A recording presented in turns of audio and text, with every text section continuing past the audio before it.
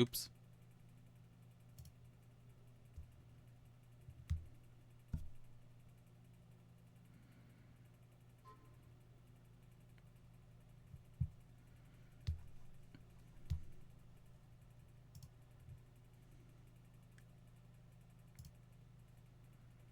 There I am. Yo. It's finally time.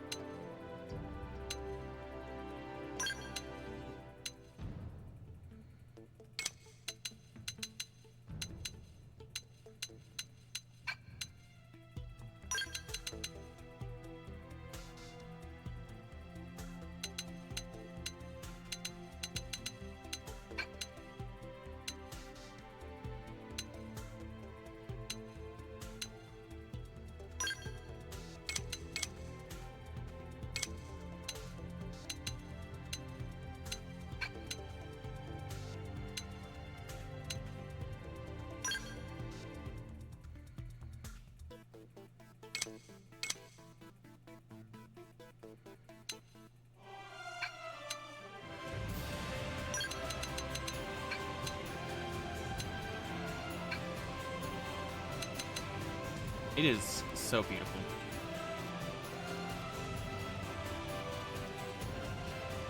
Like, the original game wasn't bad, but it's just so beautiful.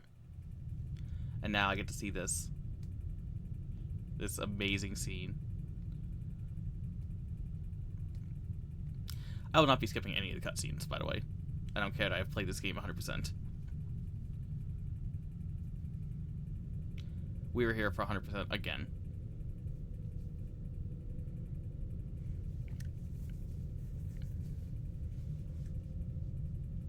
Can't believe LGG is doing a friggin' all tyrant speedrun on the first day. I don't remember that. Is that like the Voyager? Or whatever it was, like the thing that like sent info off? Like about Earth?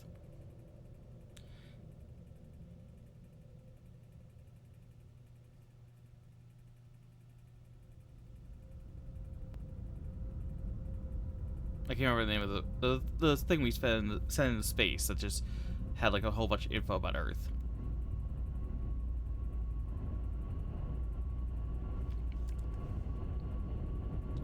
Clang.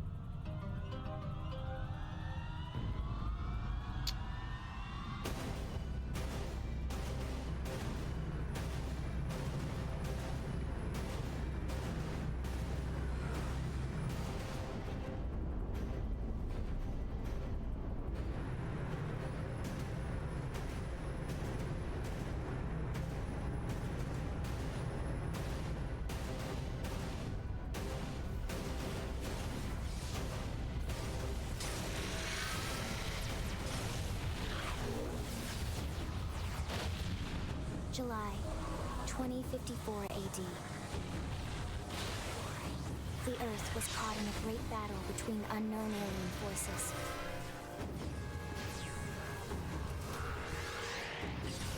Their weapons were terrifying and powerful beyond human reckoning. Our planet was overwhelmed, its surface reduced to ash and rubble in the blink of an eye.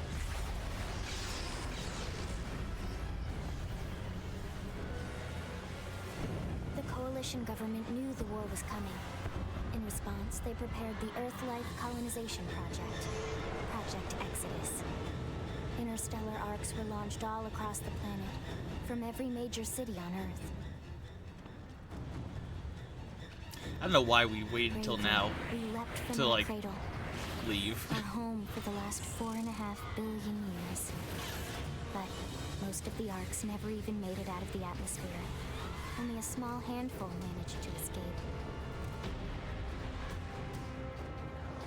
Among them was our ship, the White Whale.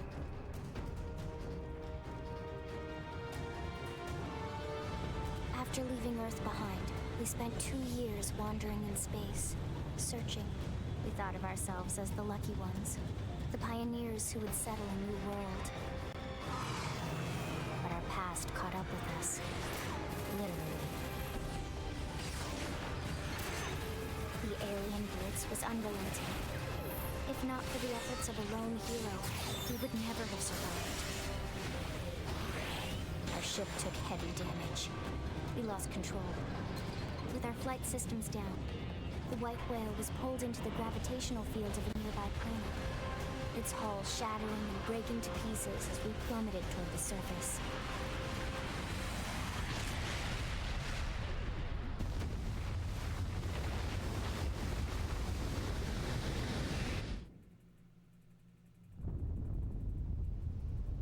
Since then, 2 months have passed.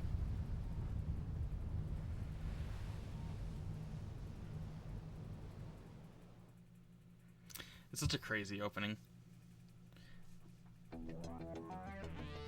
As menu theme.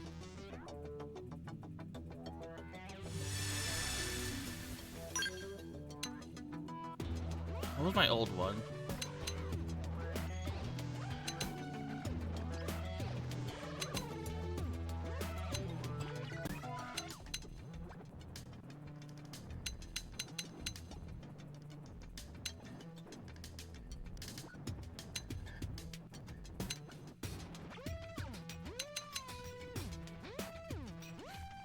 Like, I haven't heard a menu theme go this hard. Like,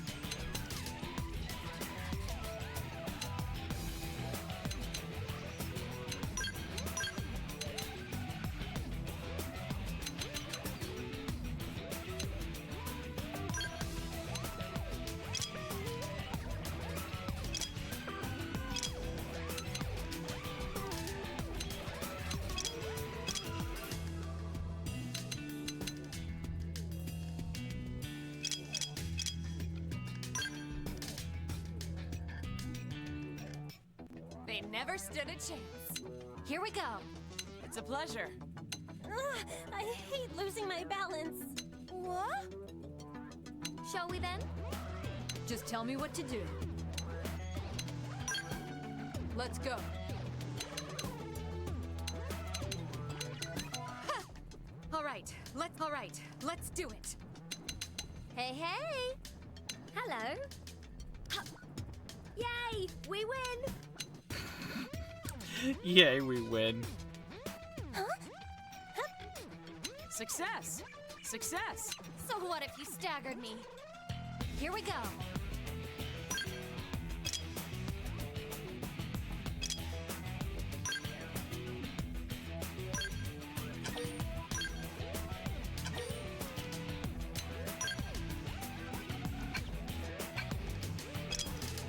go.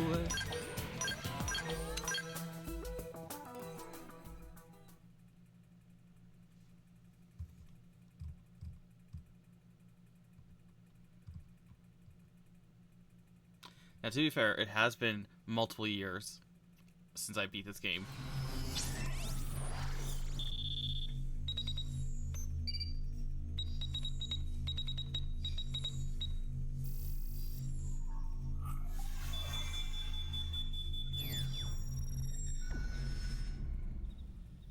Attention, external access confirmed. Disengaging stasis in 10 seconds. 7, 6, 5, 4, 3, 2, 1.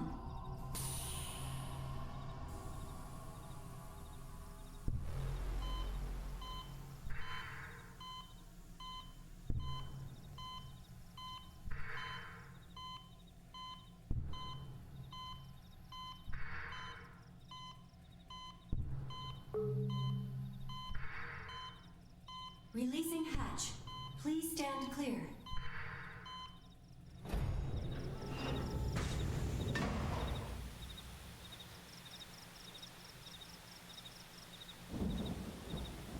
Hey there. Looks like you're all in one piece.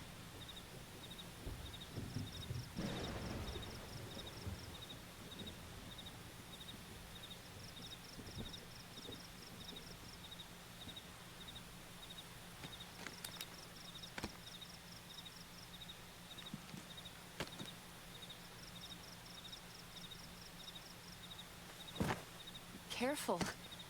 Just take it nice and slow, okay? Your senses will need time to reactivate.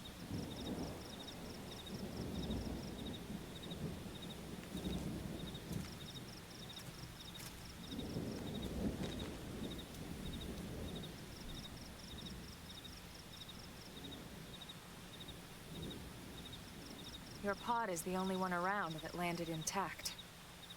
Good thing I found you. My name's Elma. You want to tell me yours?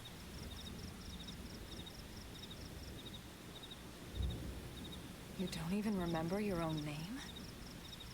It must be the stasis hangover. That's not good. Just try and focus, all right?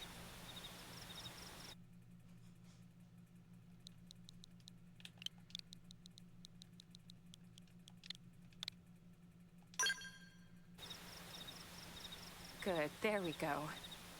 What else you remember? It'll come. In the meantime, I'll get you up to speed here as best I can. How are your limbs? Can you move?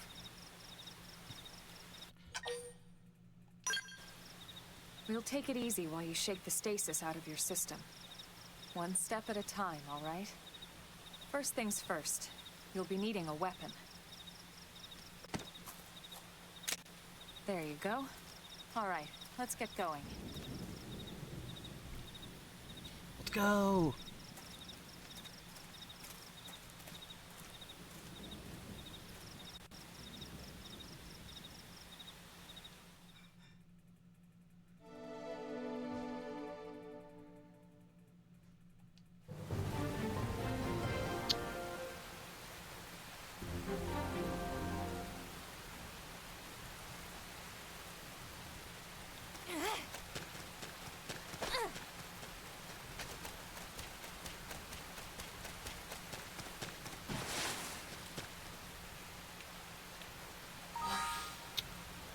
Okay.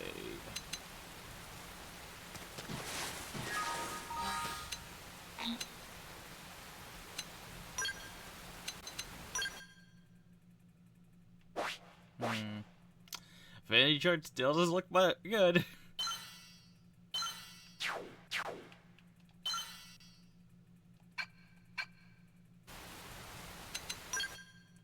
Okay, how many achievements we got?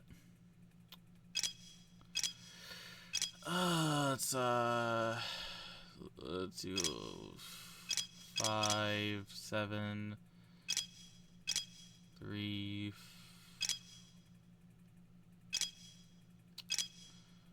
Let's see. 583.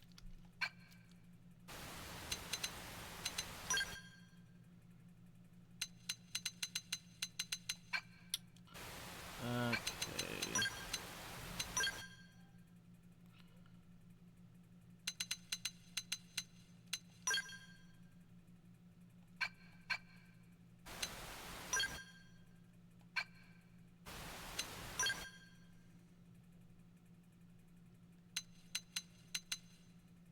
Man, this is such a nice menu.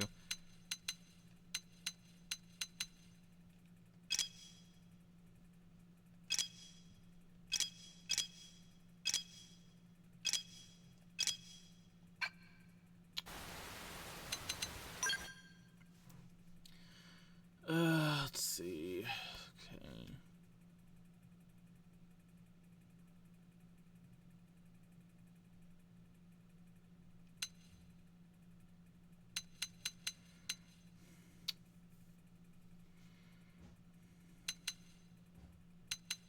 I never understood soul voices. I don't think I ever changed them, but I know that they're very customizable.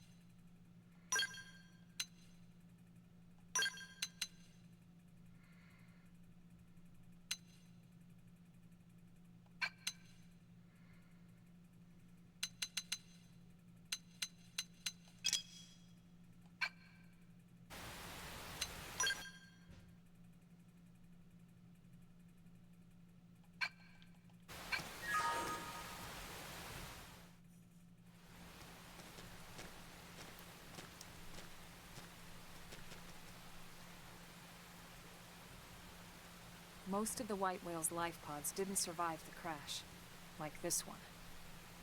You're one of the lucky few. Right. You don't even remember the white whale, do you? You know, the L-002? The ship we escaped Earth on? You remember Earth, right? Planet Earth. Your homeworld. Or rather, it used to be anyway. It is interesting viewing this game now again. Unfortunately, it was caught in a The battle Elma doesn't between say two alien forces our homeworld. and destroyed.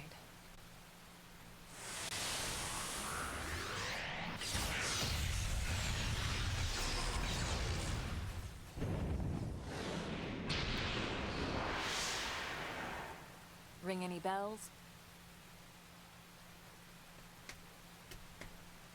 Don't feel bad. It's one memory I'd like to forget.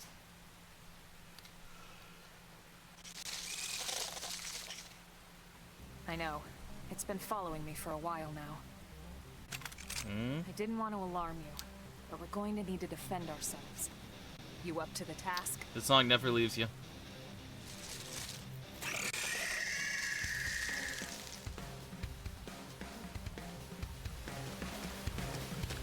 It begins. Engaging! Lay down some fire for me! Slide. Nice! Move in and do God. some damage!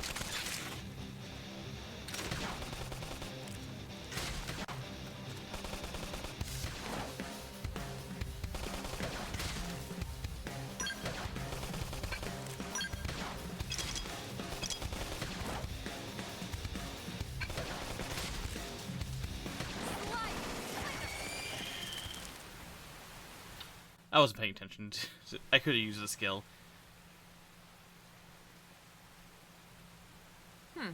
You're not half bad. There's plenty of work back in the city for someone who knows how to handle a weapon, you know.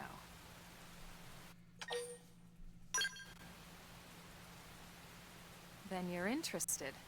In that case, I might have just the job for you. Like already, the fact that you can But anyway, we can you talk can more hold details target later. switch For now, let's keep moving. weapon body parts is so fucking amazing. There's been a lot of talk about how things used to be. How it used to be was that you had to oh yeah. What did you?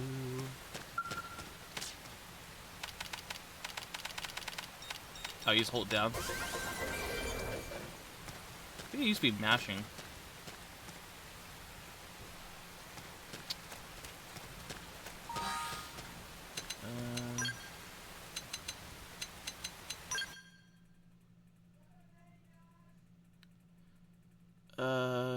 Okay, sorry.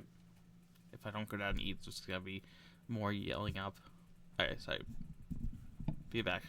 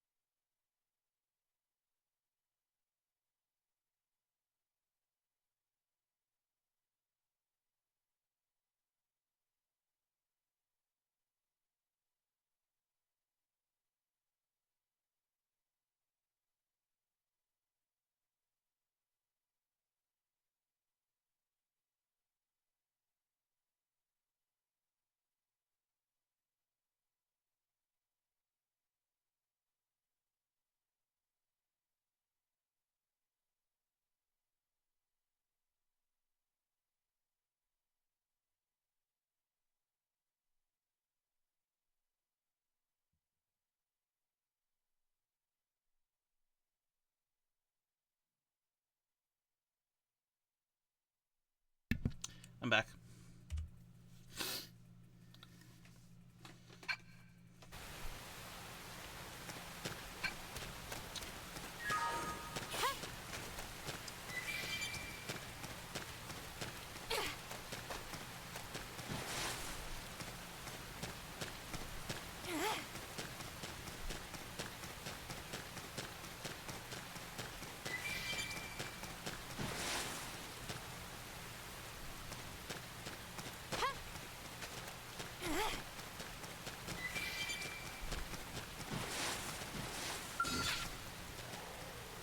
You asked for it. Engaging. Lay down some fire for me. I can't move. Slide. I can't. Back off. Use melee attack.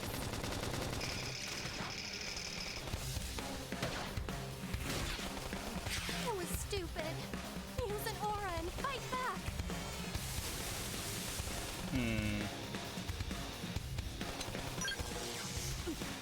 I can't move. Slide. Destroyed. Move in and strike.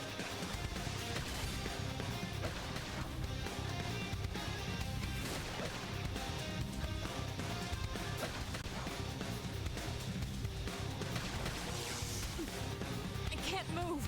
Wow. Can't believe I got killed by a bug.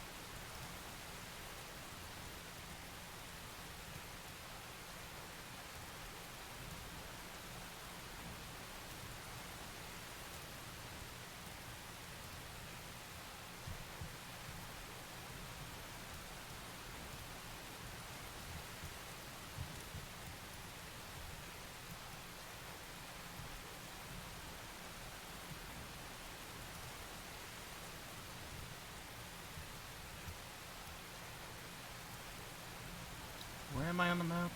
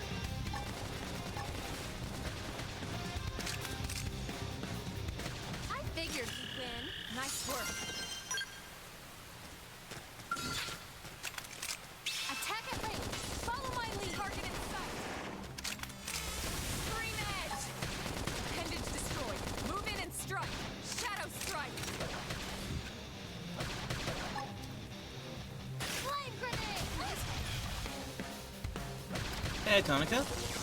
I can't move. Joke's over. Heal me so I can pay them back in spades. I'm turning this around. Slide.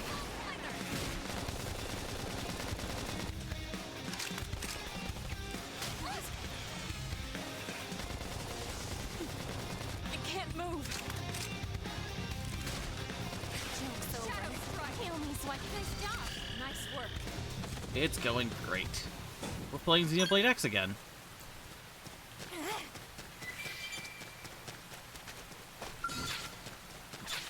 Here we go. Let's see what you've got.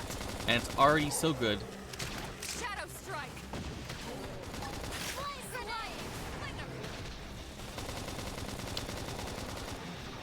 So, immediate thing is I know. these targetings. So in the original game, you could not do this. Upper One hand. second. Nice work. So let's say that if you target this, and now it gives you this option of hold R and Y and A, and you can filter through the body parts. This was how you had to do it in the original game.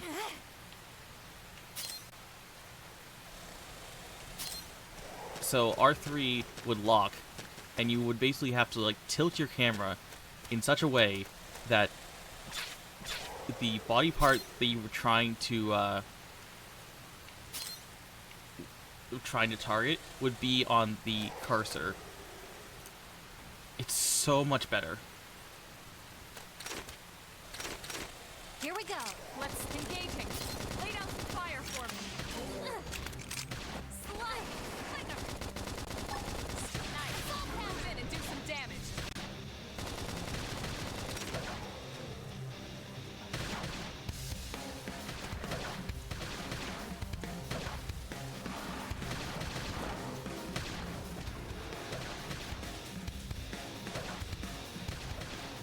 Upper hand. Nice work. So how this game works, it's one of those games where it's like the more things you destroy, the more like destroying a certain body part will like It begins. Let's see what you engaging. Lay down some fire for me. will like give you a To hold right. Nice. Move in and do some damage. like different drops. Scream edge.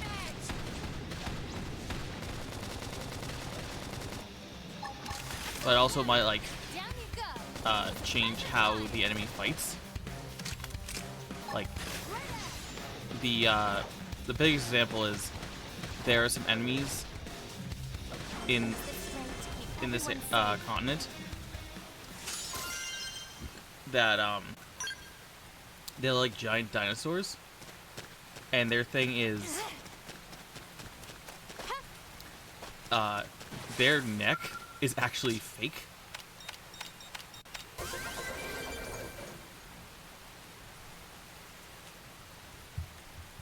So if you destroy their neck, then you were like basically aggravate them.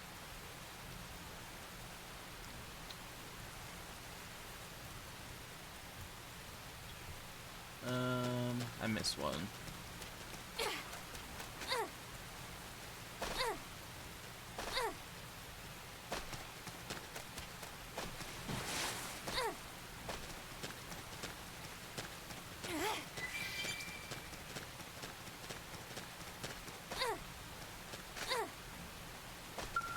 Also, this used to be mashing, if I remember correctly. Now it's just holding down the button.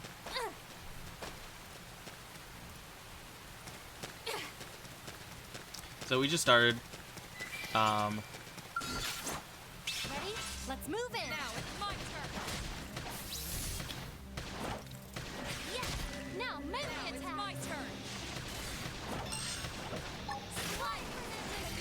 Nice work. Man, I'm just ranking up.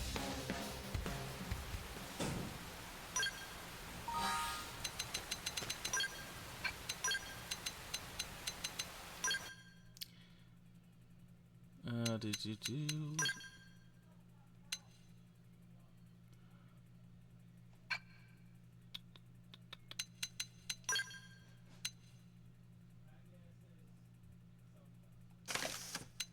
Some of these things can get really specific. Like, I remember there's this one boss that that's like, it only does electrical damage, I think, and so if you put up your electrical resistance high enough, it literally can't do anything to you.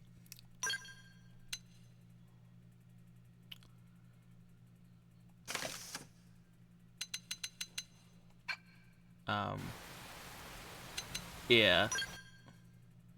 I mean, I say boss, but so there are bosses, and then there are tyrants.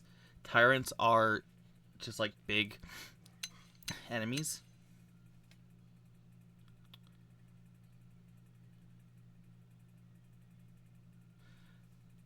Okay, so I remember there were like skill points in this game, and that's what I think that weird symbol is. They've reorganized the entire menus, so I'm remembering how to do this again. But you can like level up your skills. Okay, here's what I'm used to. So each class has skill slots, and as a drifter, your drifter is basically your jack of all trades. Whenever you master a class, you can bring it into your drifter build. So drifter becomes your like end game build, but you don't use drifter for like the entire game until you get to that point. And then drifter is like you can do anything you want. Like the whole like flow of this game is you change classes once you've mastered a class, so that you can learn more skills. Looks like they didn't add anything.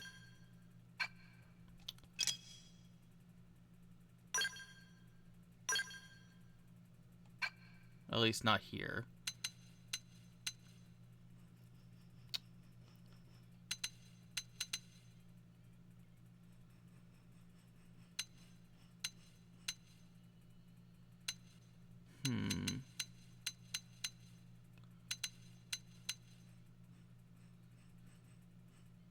So Shadowrunner is the ability we want. So Shadowrunner lets us go ghost. The prevent detection from enemies means you can literally walk anywhere and enemies will not detect you.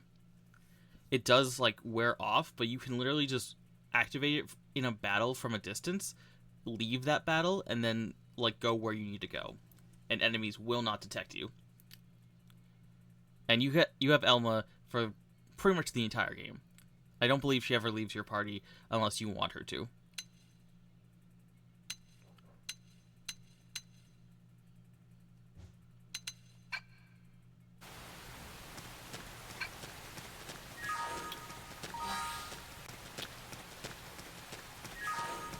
Battle points, that's what they're called.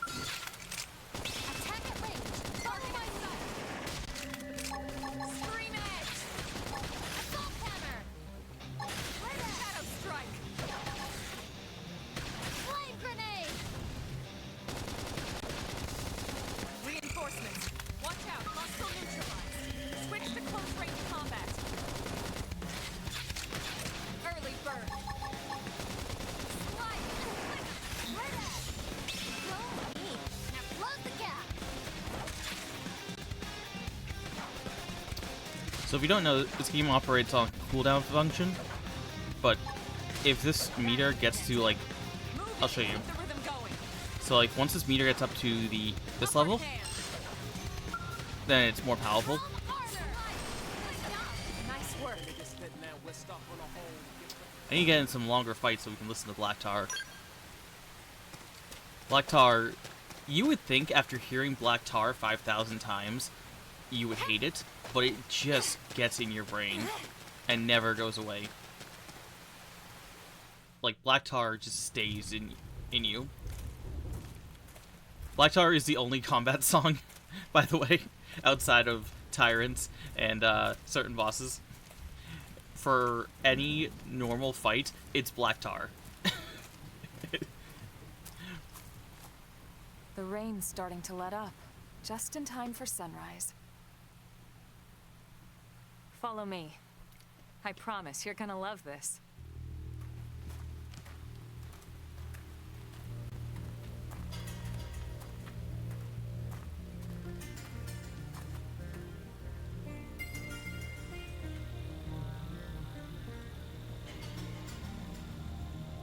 Funny thing is, like, there's a helicopter ride coming up, and because the weather is randomized, it was raining and I couldn't see anything.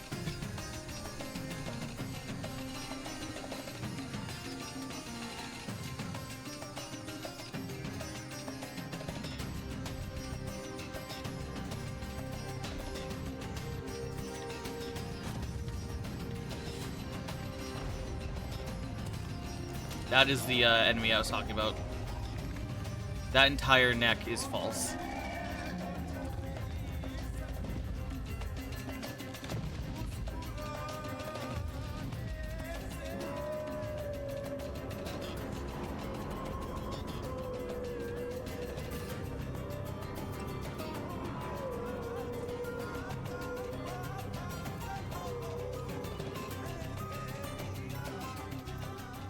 Pretty wild, huh? They're all indigenous, as far as we can tell. We need to learn to play nice with these guys if we're going to try and coexist together.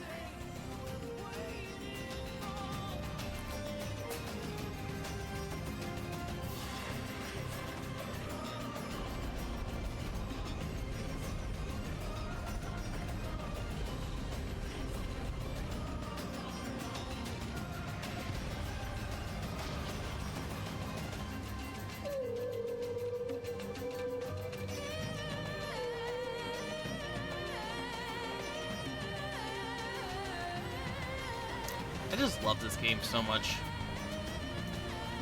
Like, I love all the Xenoblade games. I love all the Xeno games, but, like, there's just something about X. We call this planet Mira. You won't find it on any star chart. But it's our new home.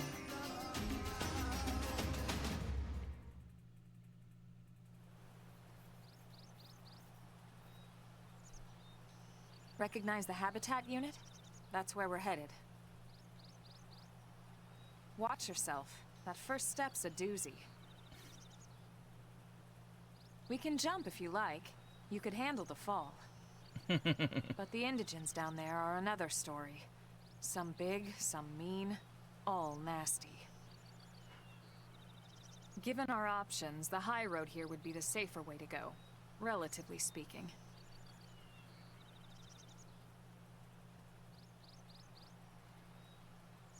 That said, whichever way you want to go, I'll follow your lead.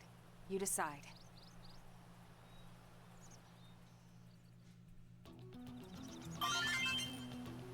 Oh yeah, the aerial cam. I forgot about that thing.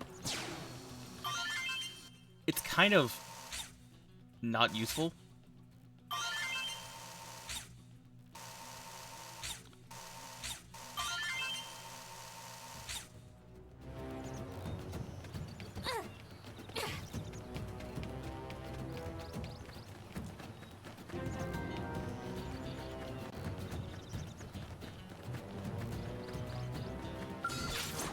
Ready?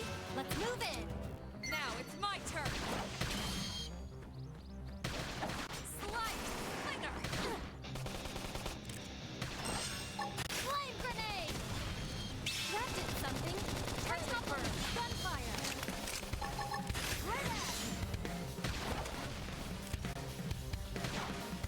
That dented him. Move in and keep the rhythm going. Nice job! Nice work.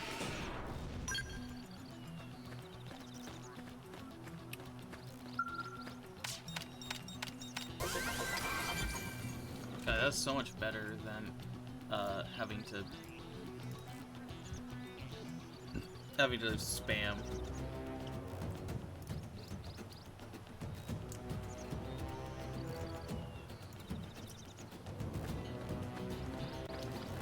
So it seems like the base camps still have their function. Did they not improve that?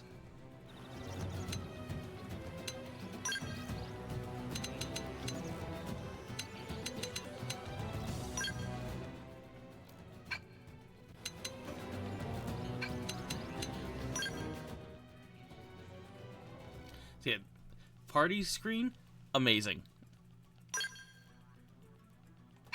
The party screen is just fantastic. In the original game, you had to go to a party member and talk to them to get them in your party. It was really, as you can see, like, there's a lot of characters in this game.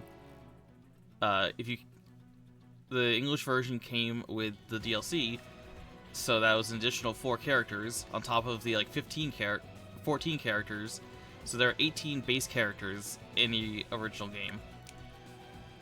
And then, hey, Gearjo.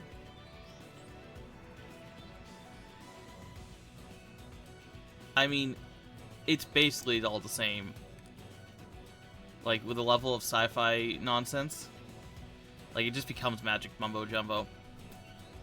Like, there's literally people in this world that eat pollution. Like, how does that make any sense?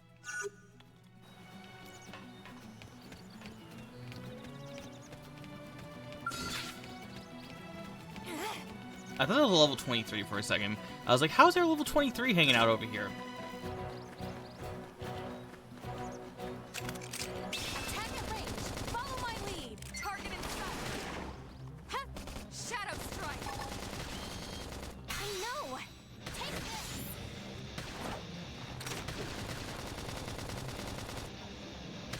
Appendage destroyed. Move in and strike. I know! Take this! Scream edge. It never hurts to get a little... Yeah, but that's a bacteria. Like, the Zarabagan are humanoids.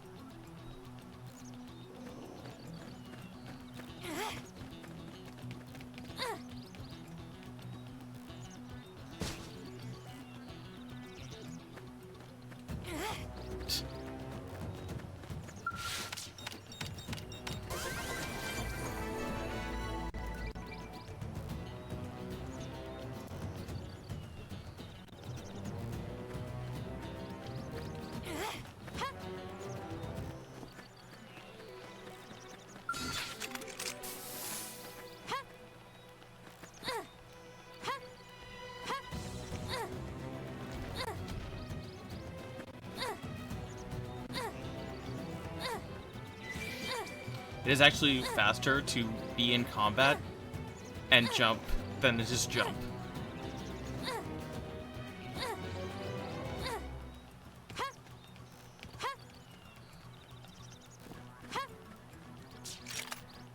I mean, yeah, that's true, but it doesn't really matter to me.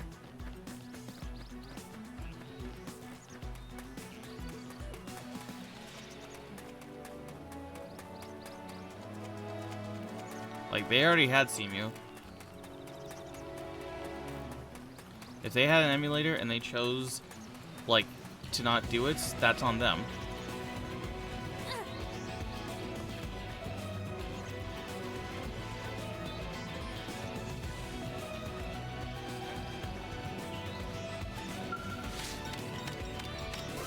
Strength comes from experience. That's true on any front.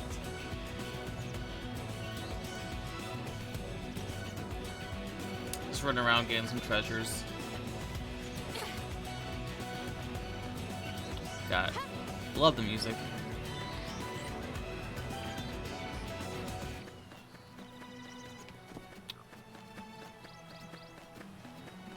I have a map to keep track of everything.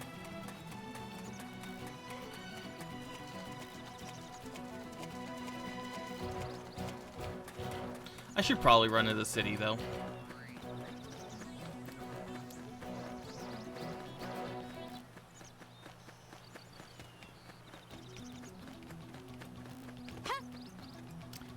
Ooh, that's some high-level enemies in my way.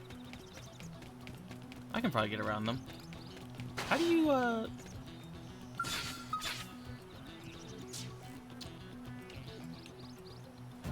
do I... There we go. I don't have shadow running yet, though.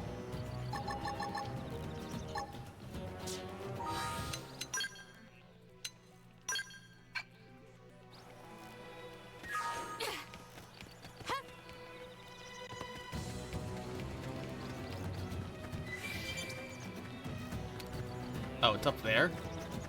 Yeah, I'm not getting up there.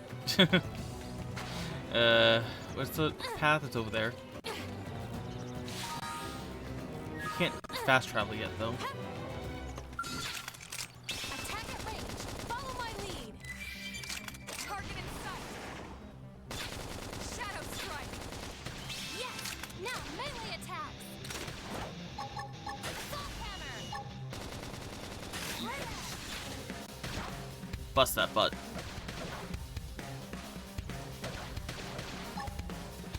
Early bird. Slide knife. Move in and do some damage. I know! Take this! That's Don't intense. push! Move in and keep the rhythm going. Shadow strike. Bruh. How dare you?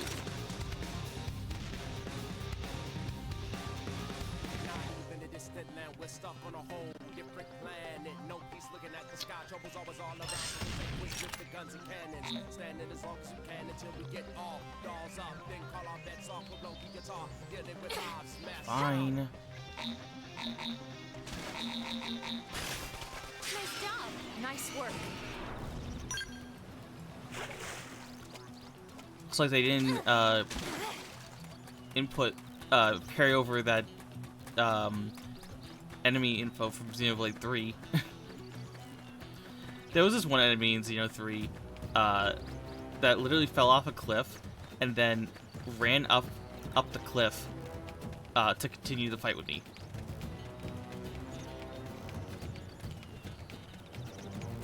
It was so great.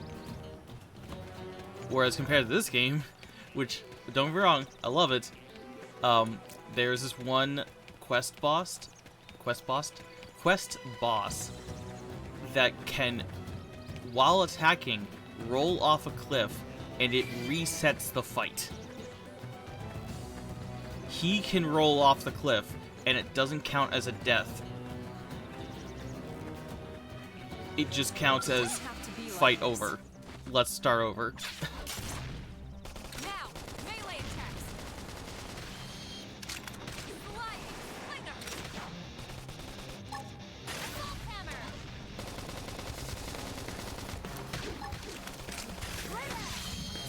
Oops.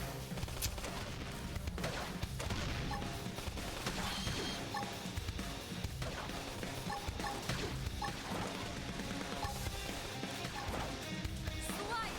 Neutralize. Quick, long-range combat. Moment's rest! Don't push! Shadow strike. Infuriate!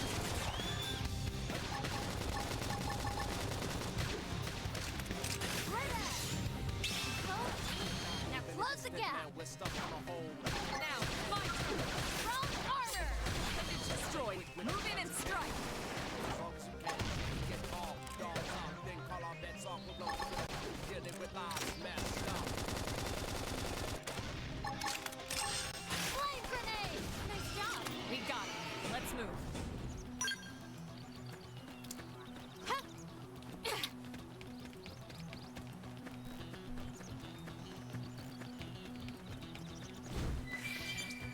I do probably want to like move through the game to get to chapter 5.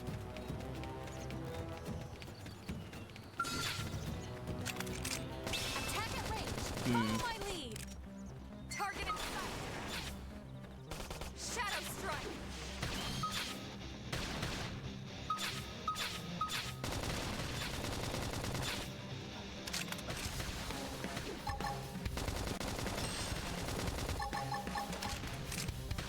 Use an aura. Get control of the battle. I don't have any auras. Slide. So neat. Now close the gap. Don't push. Shadow strike. Flame grenade. I figured you'd win. Nice work. Here we go. They're off guard. Stagger them with a melee attack. Slide. Now, melee attacks. I know. Take this.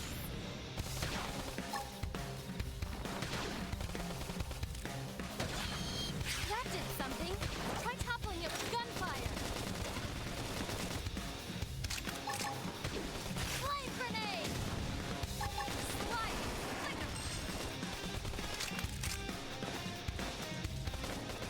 Appendage destroyed. Move in and strike.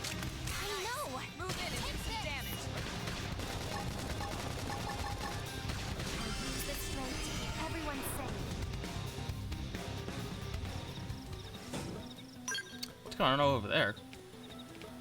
Oh, those are like probably I think for level 60 fish, 50 or 60. They are definitely high level fish.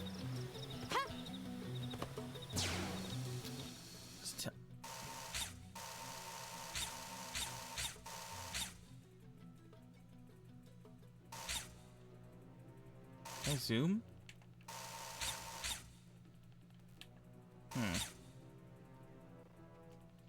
Nope. Oh well.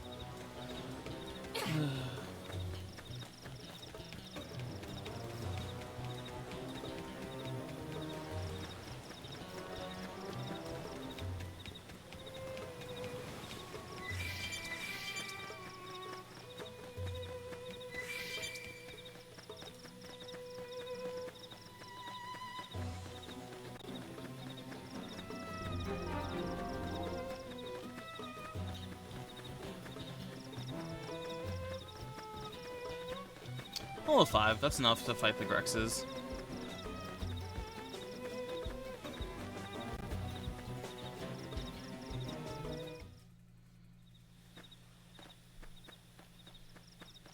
Looks a lot bigger up close, doesn't it? And this was just the habitat unit. The white whale was one hell of a ship. Until it all came crashing down, at least. That's the west gate. It's closed off now for security reasons. But we've repurposed a freight elevator that will get us inside. On this planet, no. Grexes. And they're riled. It's possible that other ships escaped, but unlikely. We can't leave them roaming here, not this close to the gate. We're gonna have to take them down. You ready?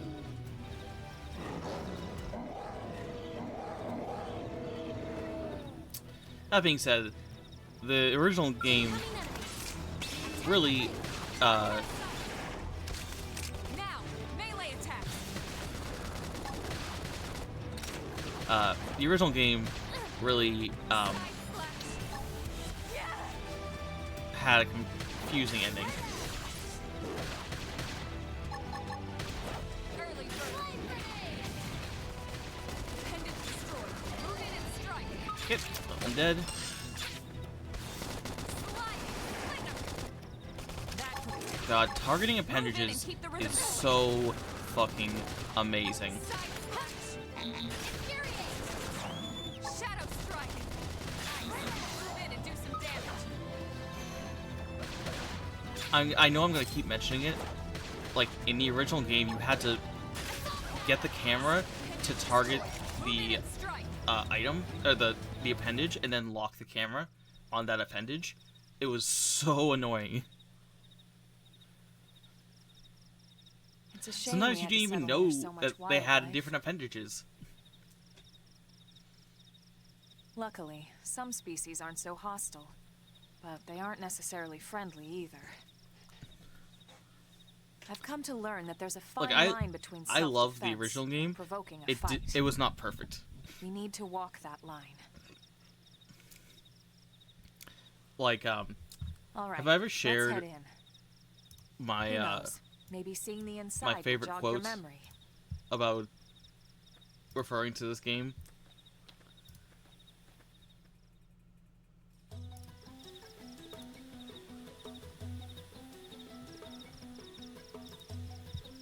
I don't remember where I left it.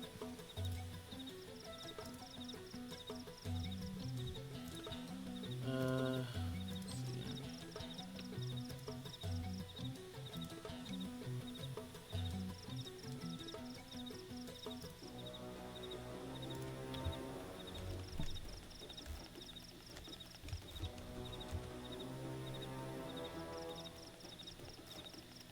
Okay, so this is from a review that I randomly found on Xenoblade X. After about 25 to 30 hours of solid work, Xenoblade Chronicles X finally becomes a video game. Before that point, the game exists not to be enjoyed, but to rhythmically clobber you into a biomass able to be sculpted into someone capable of playing the remainder of Xenoblade Chronicles X. Somebody wrote that seriously.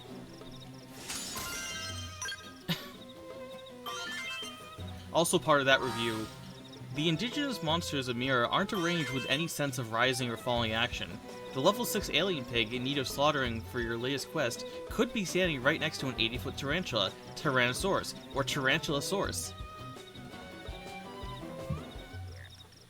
Tarantulosaurus was the word they used.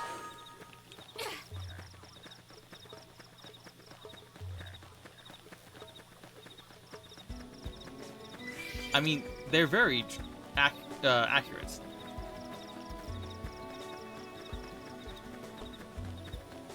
But no, it's like, literally, Xenoblade X expected you to read the e-manual.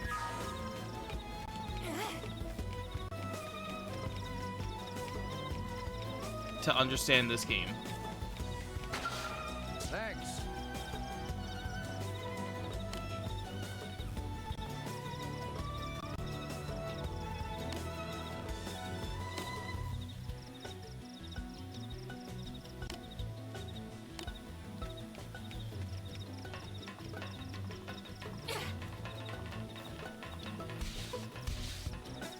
The skid noise. Gotta love it.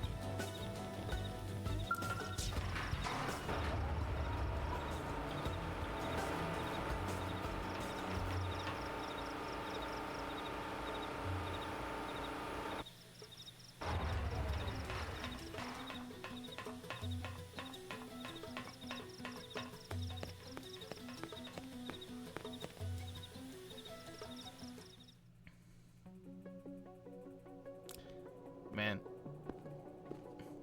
I can't. This game just has so many memories.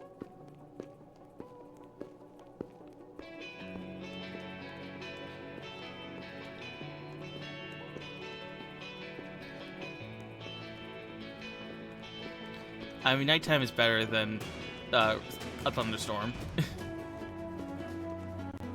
Which is how it was when I first got into the city.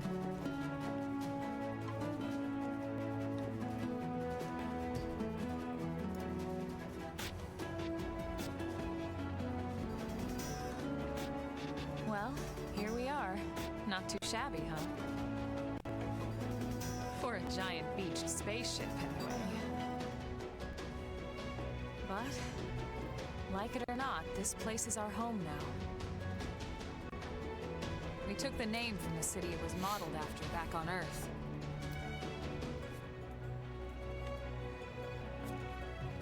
We call it New Los Angeles.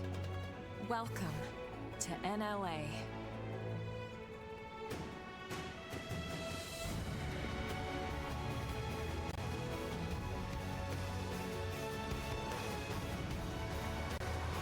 And so it was that another survivor came to join our band of refugees. Together, we resolved to forge a new way of life here on Mira, come what may. New LA was our beautiful lie to ourselves. Truth is, we were adrift, heading into the unknown.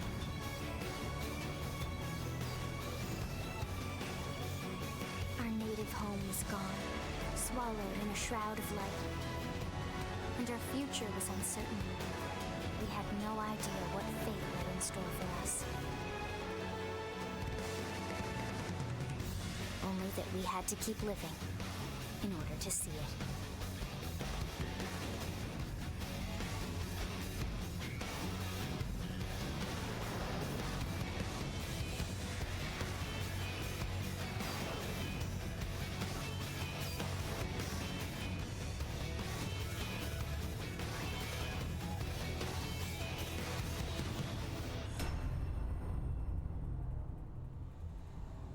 So good.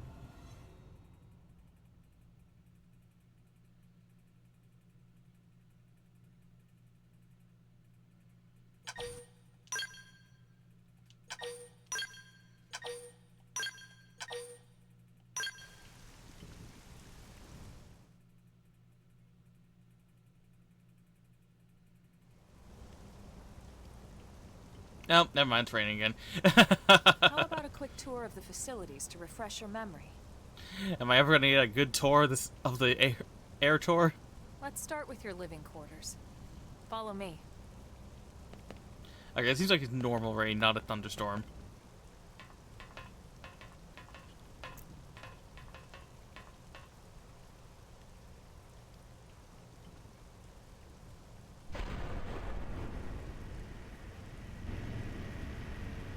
Brave citizens of New Los Angeles, good day. This is your Director General, Maurice Chausson.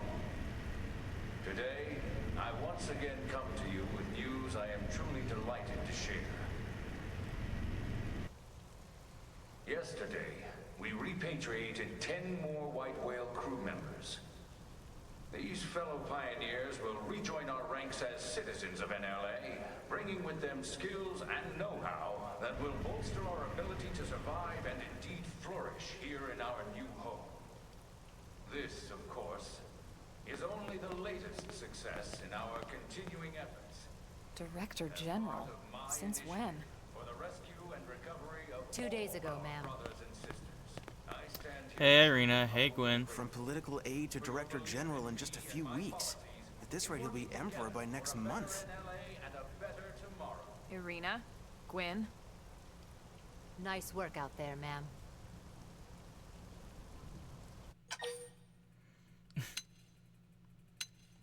Right. Introductions. Irina Akulov, Gwyn Evans. This one of the survivors, Colonel? The survivor. I only found a single pod intact at Starfall Basin. Wait, what? What happened to 10 more crew members? Come on, seriously? Chausson was never one to let the truth get in the way of a good speech. Still, every last survivor counts. You can call me Irina. I'm with the Interceptors. Me too. Same division. You can call me Mr. Evans. I will not. Or just Gwyn. The three of us were in the Coalition forces together.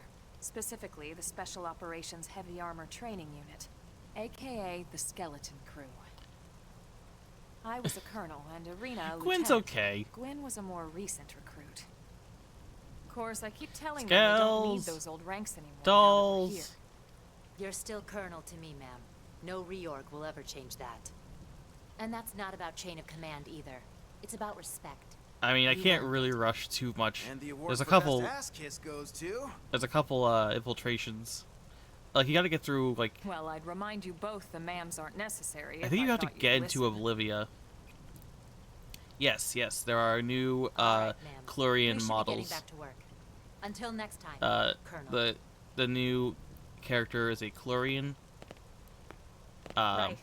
We should be going too. So The we have a administrative second district isn't Chlorian, far. That's where you'll be calling home. For now, anyway. a second clue, whatever it would be.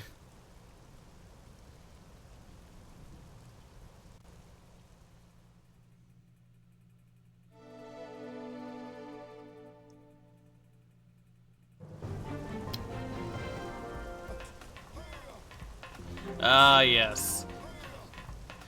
The NLA song. We will hear this for many, many hours.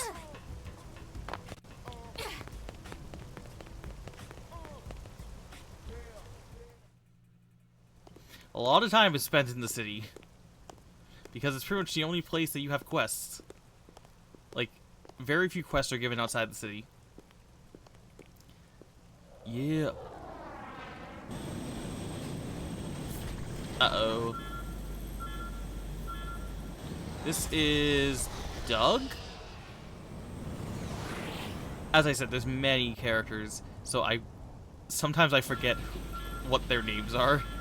I'm pretty sure this is Doug.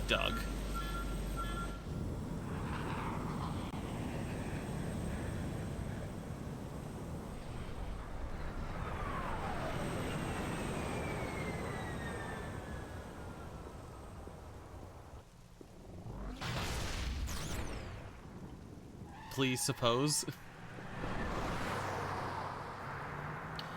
Who taught Lynn how to drive?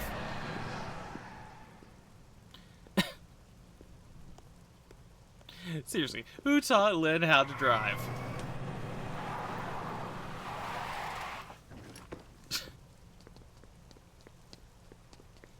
Yeah, no.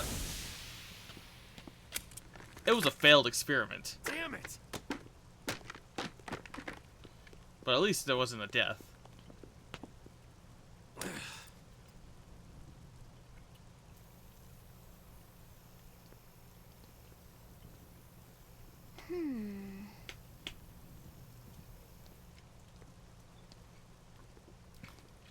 True, true.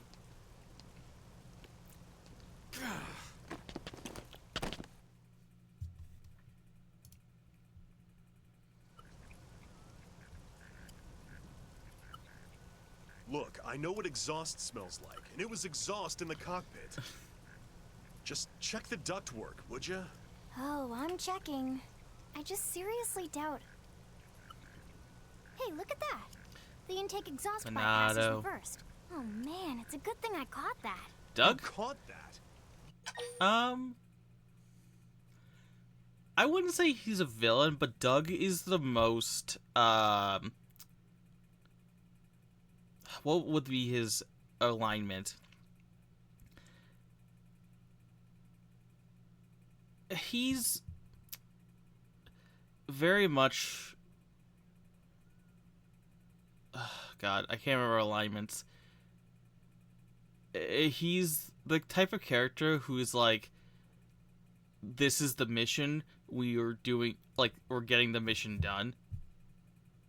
I can't remember which quest it was, but there was one mission where it's like, I don't know, probably like killing like monster children or something, like indigenous creature like children or something, and Doug's just like, I'll do it, and he just does it, and like we don't really want to do it, but he's like, that's the mission. So, and he just kind of like, he very much separates that from himself. Like, he's a very nice guy, but he's also very like much a professional. You're the one who cleared me to fly. Everything okay? It's not like you to flub a flight check, Lynn.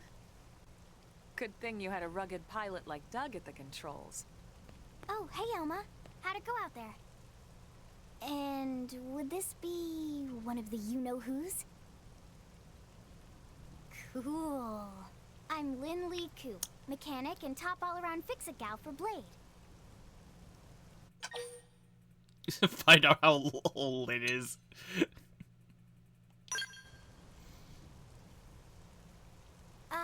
Yeah, well that, doesn't doesn't usually happen. We know it doesn't, Lynn. Look, I know what you're thinking. But believe me, young as she may look, and yes, she is young, she's actually one of our top talents. Most of the time, that is. Most of the time. Anyway, you guys heading back to the barracks? Yeah. Why do you ask? As long as you're here, why don't I take you on the transport? It's a great way to see the city. I'll give you the grand tour. That sounds like a great idea. All right, Doug, I think that'll be all for today. You can clean up here and dock the Skell. What? Don't mind the exhaust. I'll take care of it tomorrow. Oh my mind god, it. Lynn. Wait, why am I cleaning up your mess in the first place? Lynn! Lynn! I love Lynn.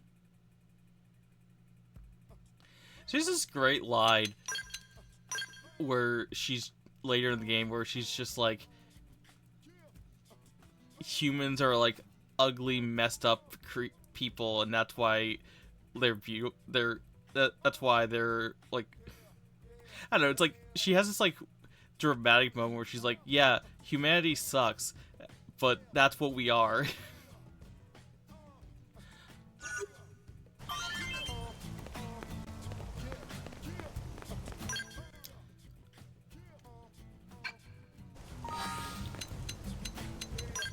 Let's see.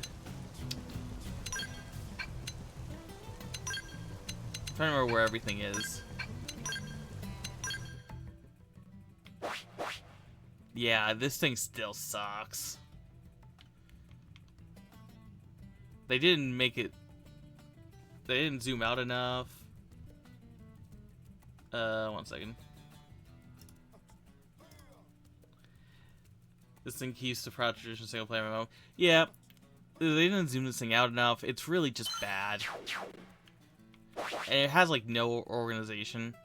Like there's one picture of like a complete one, and it's just like so weird. Because they had to like piece it together. Because there gets so many characters.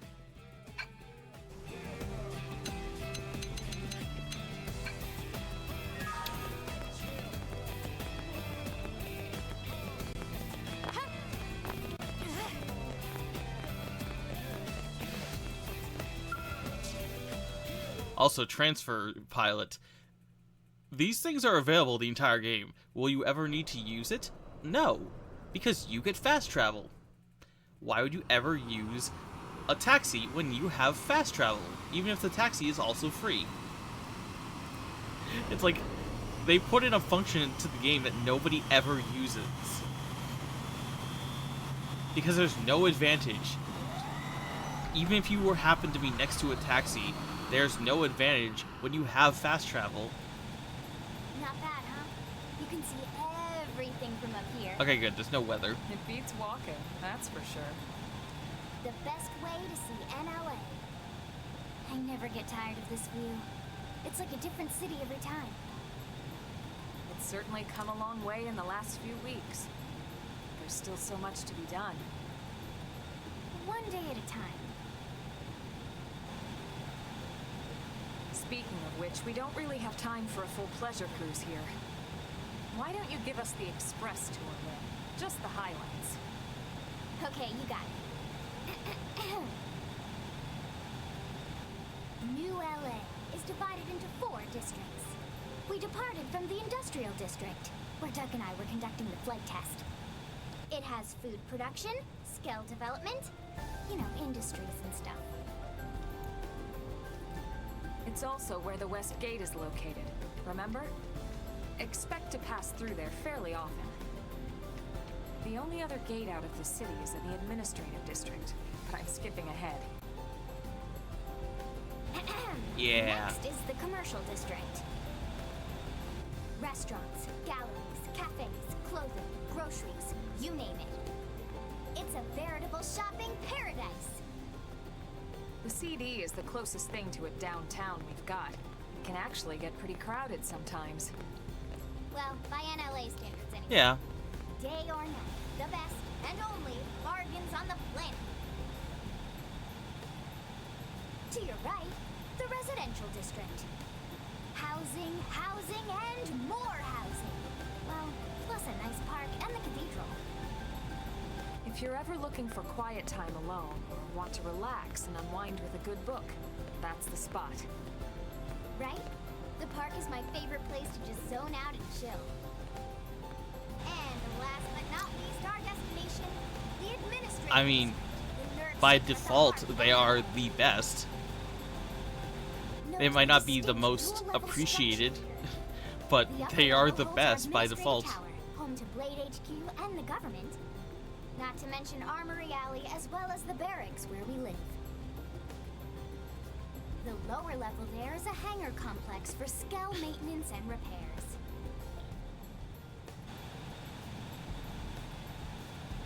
By definition, 1 out of 1 is And first. This concludes our tour. We will be landing shortly. Thanks, Lynn. We'll save the rest of orientation for once we're back at the barracks.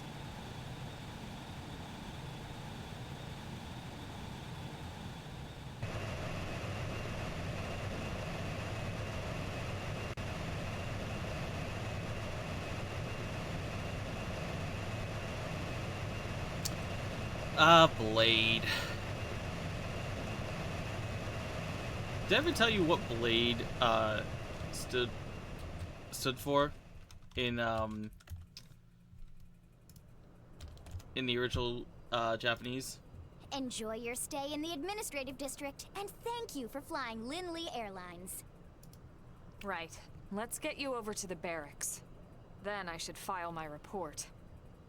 So You'll be in this eager to hear game, the details on how unless I they found changed you, it, I'm sure. Blade stands for Well then, Builders we of better the not keep Legacy them waiting. after the destruction of Earth. The barracks are pretty close, actually. They're set up just This is a behind the weird-ass giant Blade acronym. Tower here. But in the That original, road there wraps around the left side and leads right to it. in the original Japanese, We'll pass through Armory Alley, but let's not it get apparently sidetracked, okay? was We can check it out it stood later. for Beyond the Logo's Artificial Destiny Emancipator.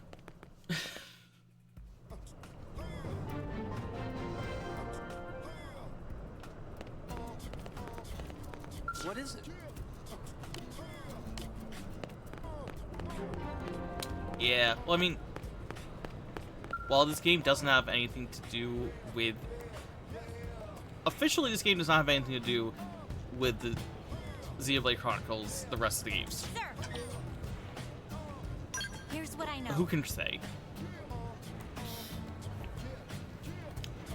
So, these things were the biggest extra work I put on myself because I was following a guide, plus I was following an extra guide for relationship stuff. So, what just happened there was talking to one person gave me an update on how Stella feels about Maurice.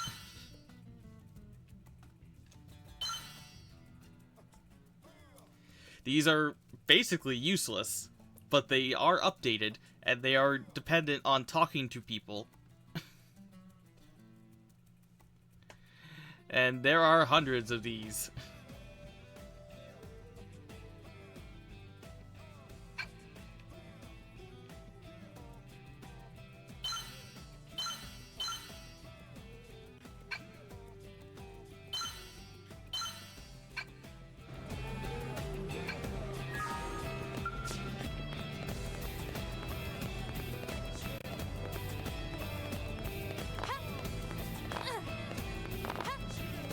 I don't have the... Yeah, I don't have the field skill.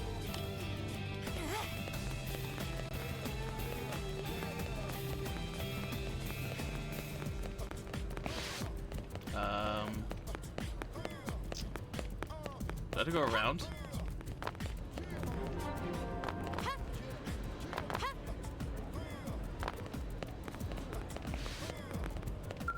Working hard? Huh.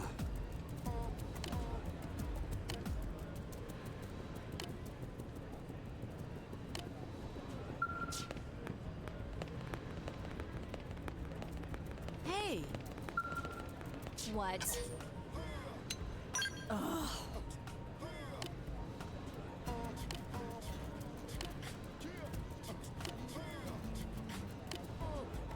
What?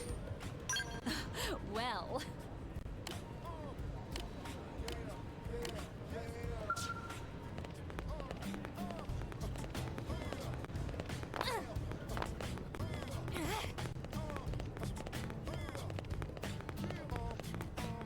Yes?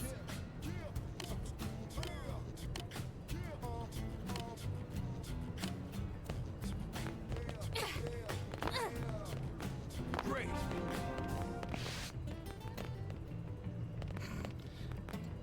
Is skeleton a word? I don't know. Sure, why not?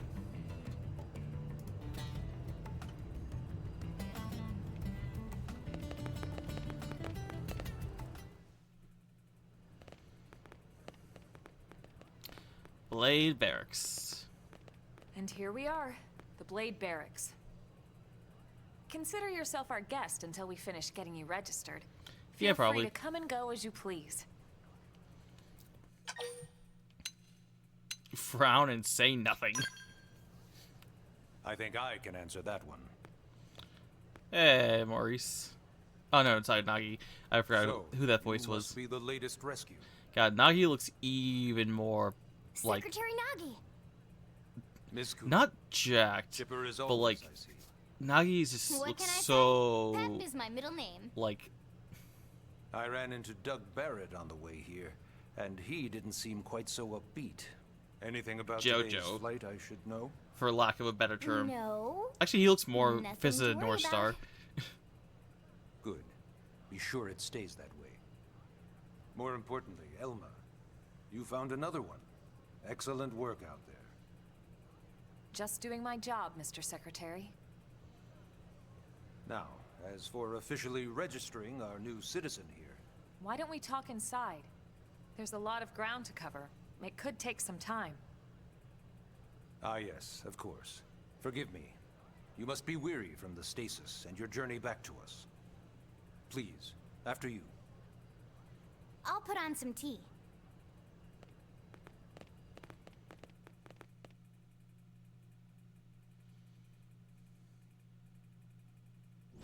I need to get to at least one point because I want it to be recorded that it's an amazing scene. If you haven't seen it, like, it is just amazing. It's like after Nagi's spiel, like right after it.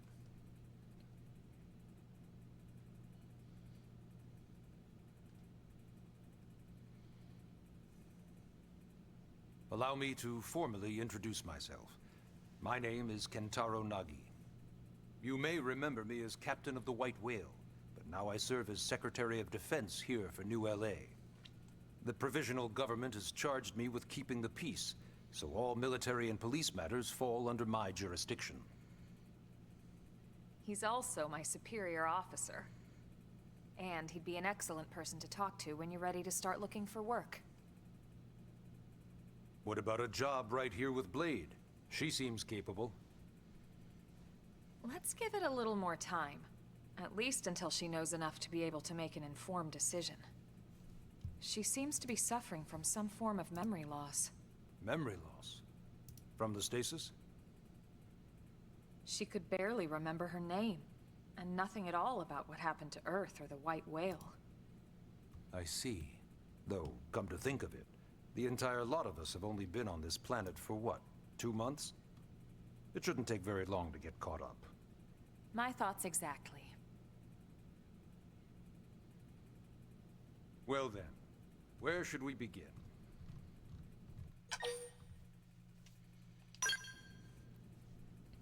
It started at the end, 2 years ago. The end of Earth. It started at the The end. casualty of a battle between two hyper-advanced alien civilizations. Their technology and weapons were beyond our comprehension. We were like infants, naked, powerless. The Earth was reduced to ash. I still find it Blown so, away. like, so, like, over the top that that's how Earth, Earth gets still wonder destroyed if in I this hadn't game. been there. If That maybe all of this could have somehow not been even avoided. somebody aggressively attacking No us. one can know that, Elma. Everyone What knows we you haven't do colonized the know planet is until you without haven't you, farmed a there'd have been potato. No Project Exodus. Wait, what? And no escape for any of us. Did it go perfectly? No. But we are here and we are alive. We survived. So Yeah, but you yes, said haven't farmed. Project Exodus. Once we learned the Earth might be threatened, we needed a plan to preserve all her various life forms. Okay. That plan was the Earth Life Colonization Project. I'm confused, but okay. Otherwise known as Project Exodus. Those of us who escaped on the White Whale spent over 2 years wandering in space. 2 hard years. But we clung to our mission. Find a habitable planet and settle there. We had no idea how long it would take. Or that the decision would eventually be made for us. The xenoforms found us again, and, well, it wasn't a happy reunion. Earth wasn't enough. They wanted humanity destroyed. For better and for worse, we were close to planet Mira when we lost control of the White Whale. Inertia and gravity took it from there. Boom. The ship had taken way too much damage to survive entering the atmosphere intact. We had no choice. We channeled all the power we had left to soft land the habitat. There's this here movie and book called The Martian. It was one of the Once jokes the the dust protagonist says he cleared, farms we set to potato on work Mars. transforming it into its current Okay. state. Searching for survivors, establishing Again, roads, it's not impossible, installing the provisional government. but the game makes no evidence that anyone Basically, else making it a survived. sustainable city.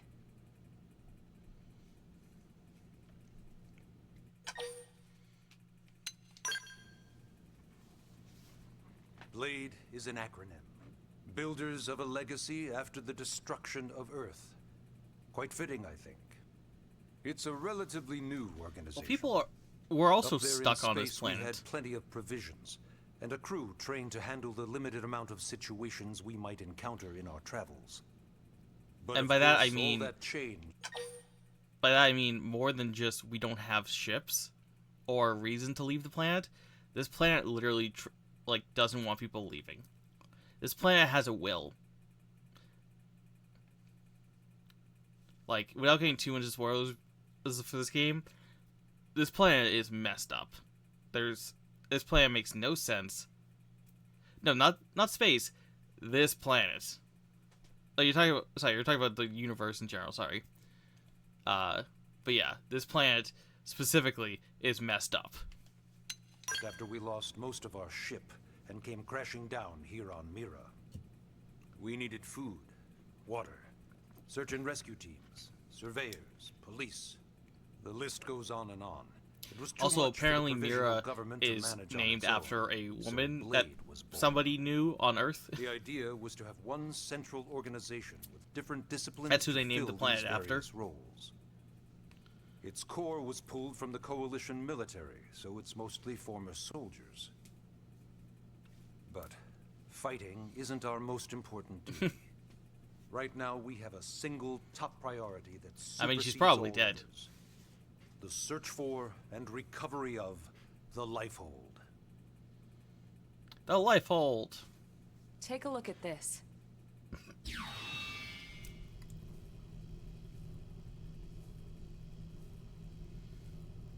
The White Whale was designed to carry an exceedingly large number of passengers, all of them held in stasis. All housed in a structure called the Lifehold. This is a complete schematic of that facility. Only essential personnel were conscious and active for the journey from Earth. The flight crew, maintenance engineers.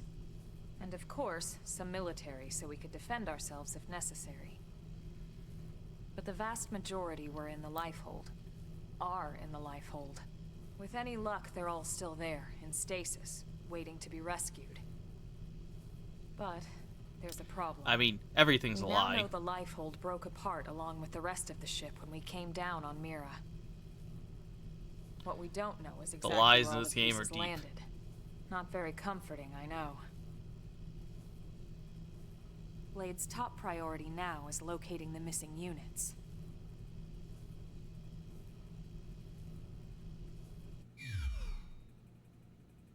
Why did that hologram create so much noise? Ah, yes. All citizens of NLA are required to register their name, age, and occupation. We also ask you report any personal assets and take a short survey regarding your current state of health. All purely as a precaution. I'm sure you understand. What if I don't know any of that? As the caretakers of humanity's survival, we all have certain responsibilities. And hey, it's not all bad. Registering gets you access to all kinds of public services. In any case, I'm sure this is all a lot to digest. You'll be wanting some time. Ms. Koo, even I'm tired of hearing myself speak. Why don't you take our guest out for some air? Perhaps a tour of the administrative district. Okay, I think it's almost time Yes, sir. for the greatest question Come on. of this We'll game. keep this briefing brief. We had amnesia. After we woke up in the sleeper pod, we have amnesia and don't remember anything.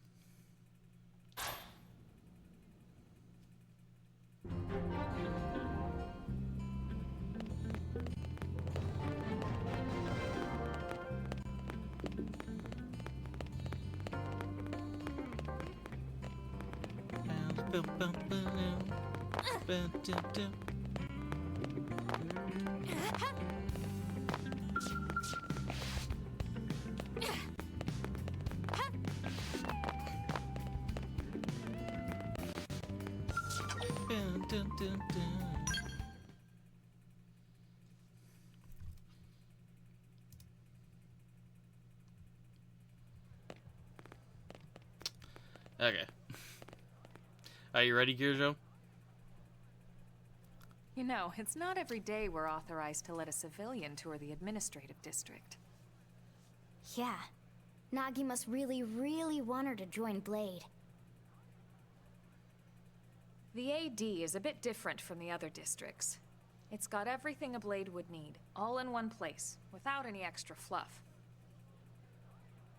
Get a load of that skill. Even the way that they walk is so cool. Oh yeah, work it, baby.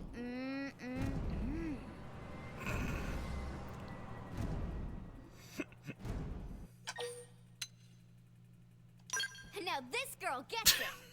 Aren't they just the coolest? Just everything about them. The lasers, the force fields, the bipedal and vehicular transformations. You ever have that dream where you're inside one and it's just transforming over and over and over? Yeah, you know what I'm talking about. Actually, I don't normally show this to people, but I've been working on some Skell fanfiction. Hold on, I'll just pull it up here 1 sec. Lynn? Oh, right. Sorry. I love that scene. Originally, Skells were developed as a defensive measure. I would say she's not the only character that's like this, but Lynn is tied with Alexa for being a Skell fanatic. Alexa's pretty bad too, but that scene is just so amazing. Counter potential alien threats. It wasn't enough to save Earth, though. We were outnumbered and outgunned. Still, just look around you.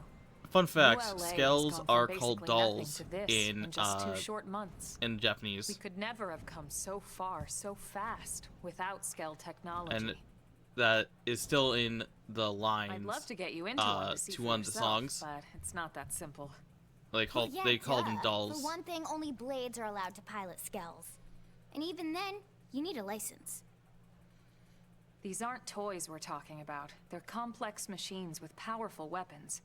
And they're a precious resource. We only have so many of them to go around. And they get expensive. So yes, as you might imagine, the certification process is a fairly rigorous one. I mean, it's the I'm same sure idea. You're, thinking, You're where do I sign up for controlling the test? But it's not that simple. the robots. They choose you, not the other way around. You can't just walk The in the front scale, door and volunteer. they call them scales in English just because they're like, There your is skeleton. some criteria. The details are largely hidden, but basically HQ only allows the cream of the crop to take the test. Let me Blades who go above and beyond in their duties and for the people of New LA in general. So what do you say?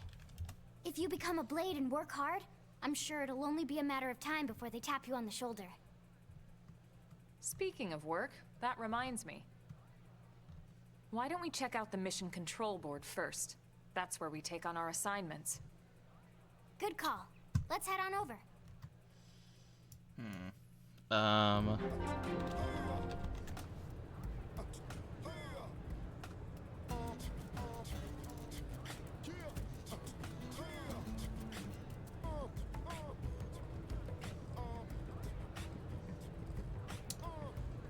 I can't remember the exact amounts. It just gets expensive.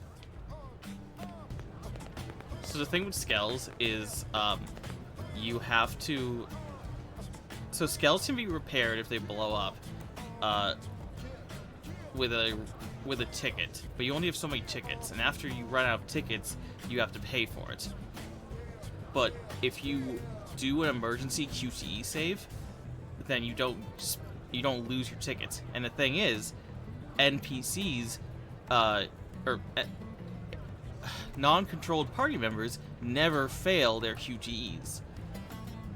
So as long as a party member has at least one ticket on their skells, they're fine. They're never going to have to pay for their skells to be repaired.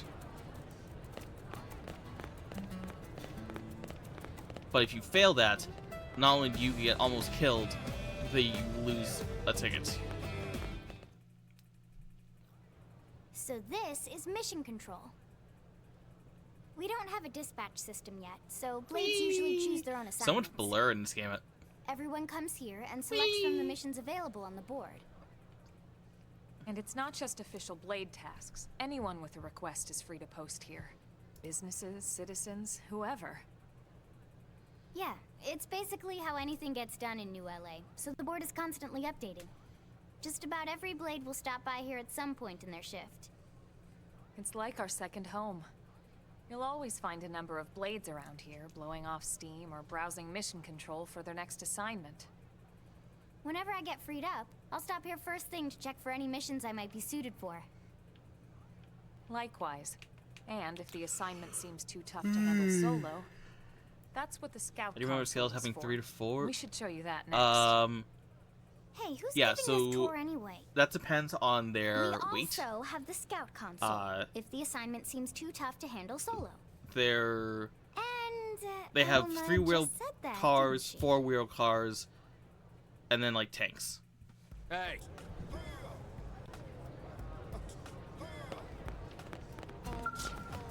Yes?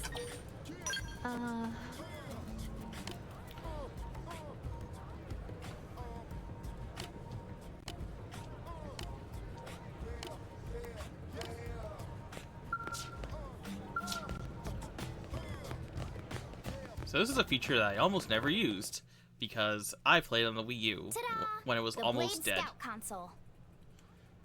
When the going And gets my tough, online the tough go to the scout functionality console. was very You know, to get tougher. glitchy. If you do end up joining us, you'll quickly realize just how important this little So kiosk is. I could start A online, lot of the but mission often control it would assignments are too much lose for connection. any one blade to handle. They tend to call for multiple members with specialized knowledge or unique skills. This console lets you search for and recruit So I other mostly blades played to fill offline. those roles for just such an occasion. I would sometimes try to get online You can't for spell like blade without tickets, team. Sort of. Anyway, awesome, but right? it wasn't like my so main you ready to system. join up? Hang on, Lynn. Take it easy, would you? What? I'm just saying you'd have to be some kind of an idiot not to want to join Blade. Or maybe a crazy person. Oh, and here I thought you might be pressuring our guest. An idiot or a crazy person. Apology accepted. Now, how about a little shopping? And I'm not talking about the stuff over in the commercial district. I'm talking about Armory Alley.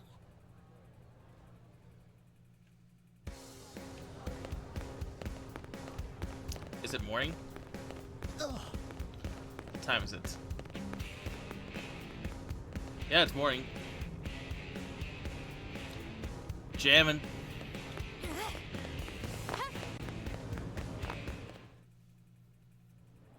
So this street's what we call Armory Alley. Blades can requisition equipment from any of the vendors here. I won't lie. Most Blade members face danger on a daily basis. You really Having the latest just, gear isn't about impressing you your really friends. just deal It's a matter of with survival. having the same True themes enough. shoved in your face And that 1,000 goes and a not half only times. for your personal armor and weapons, what we call ground Like, gear, but for Like I was talking spell about Black equipment Tar as earlier. well. I was like, you think after hearing Black Tar You can 5,000 even buy whole times, skells. uh, Can you imagine owning your own skell? like you'd be sick of it? But nope, Huh? you Oh, just right, the hear it door. again. I think all that's left is the heart of Blade itself. Blade Tower.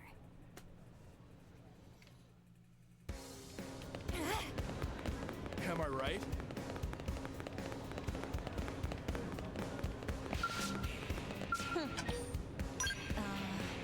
Well,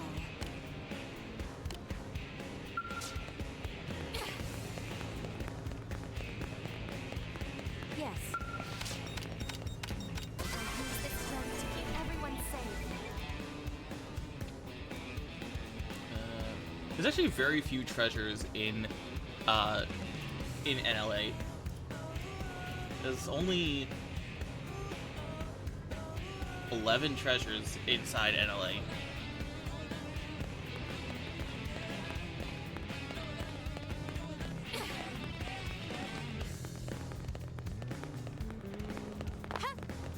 Listen. So yeah, Blade Tower. When we come here, it's usually to stop by Blade HQ. The higher-ups, like Secretary Nagi and Commander Vandam, will spend most of their day here. The government leaders, too. They're based in the tower. Guys like our new Director General Maurice Chassan, for example. Blade sometimes report I to mean, the leadership here those are after in we the finish key shops. assignments. Like You'll want to treasures remember are this place. things like And that about does it credits, for our tour. So, what do you think? Pretty amazing augments. setup, right? You can't wait to join Blade, right? Okay, Lynn, seriously, that's enough. We're not here to make a sales pitch. We just want you to have all the facts so you can make an informed decision to join us, or not. Now that you've seen where and how we work, hopefully it made a good impression. But your Yeah, decision there's like will be just that, your decision. 500, In any 600, case, let's head back to the barracks. Secretary Nagi will be waiting.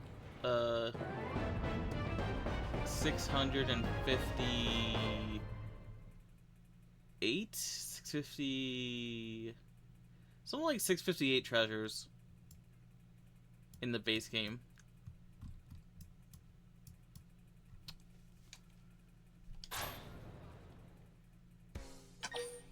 But you don't really need them. I mean, they're useful, don't get me wrong. They're just not like, Strength comes from I don't think there's a That's trophy, true on any point. is there?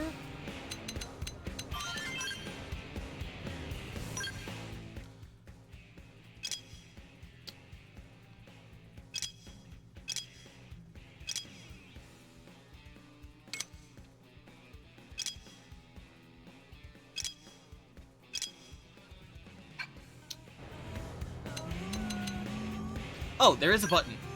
Oh my god, everything is perfect now. This game is perfect. This game is perfect. This is the main thing I wanted. Everything else is just extra. They just didn't remove the camp's functionality because that'd be stupid. But they added in this. As much as big map. Yeah. Do I have the map yet? No, I don't have the map. I haven't gone outside yet. But no, like, there are certain quests. Well, not quests. So, the Collectopedia. Do you know what that is?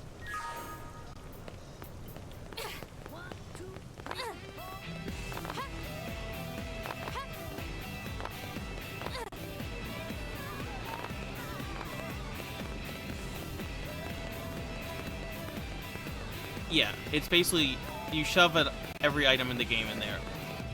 So there's this one item not only did you need it for the Collectopedia, but you need like 4 of them. 1 second. You needed 4 of them for our quests, and they were only found in the air, in the low air, off the coast of Calderos, between like 5 and 6 a.m. or something like that. And the only way that you could change time was to go to a base camp in the original game. To be fair, the game does not require you to do every mission in the game. I did every single mission in the game, including the purely for XP missions that I found out, if you do all like 540 of them, loop. They just loop once you've done every single mission. They start over. They're just like, here's another mission for you that's the same. Well, it's not another mission, it's the same mission again. But it's like marked off. I did every single mission in the game.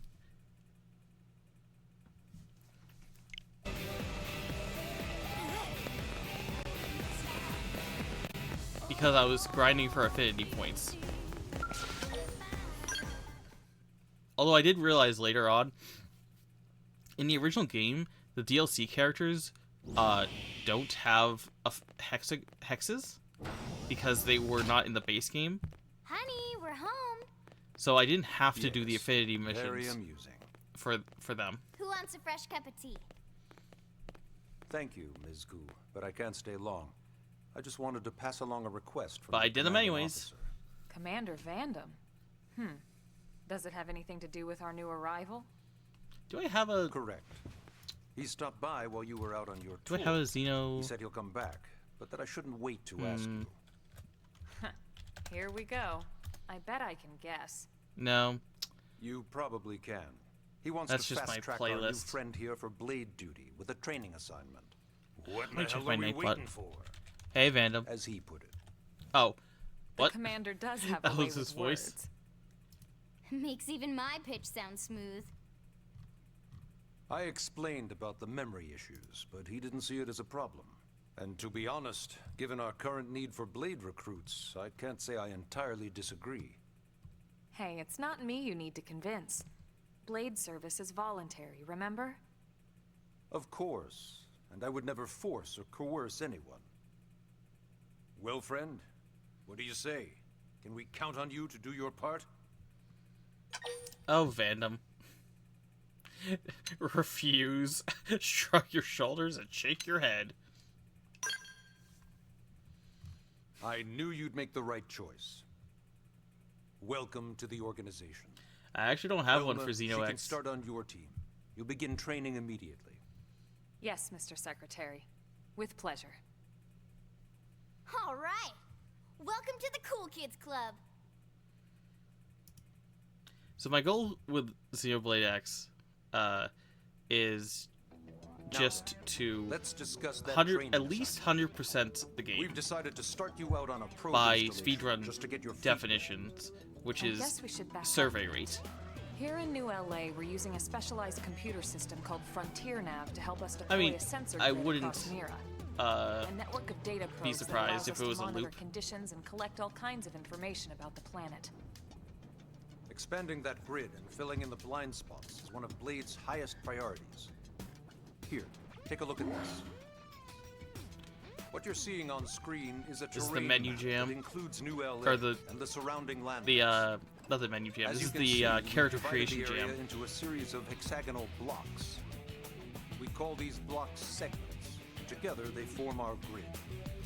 We determined this was the most efficient pattern, given the limited range of our probes.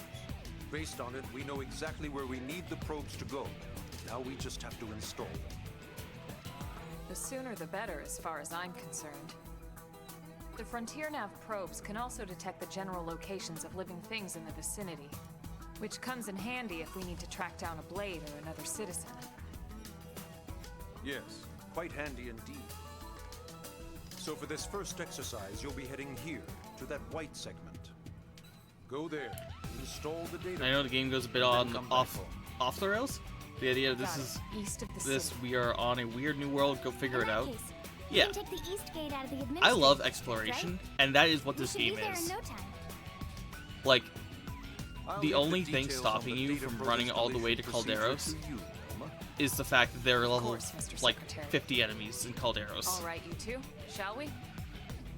Yeah, training or not, let's go install the hell out of that probe. As far as I know, there's no physical limitations to running. Just wherever you want. I mean, it's kind of a waste of time before you get your skull. It's like, why spend all that time running when you could get a skull in a couple chapters?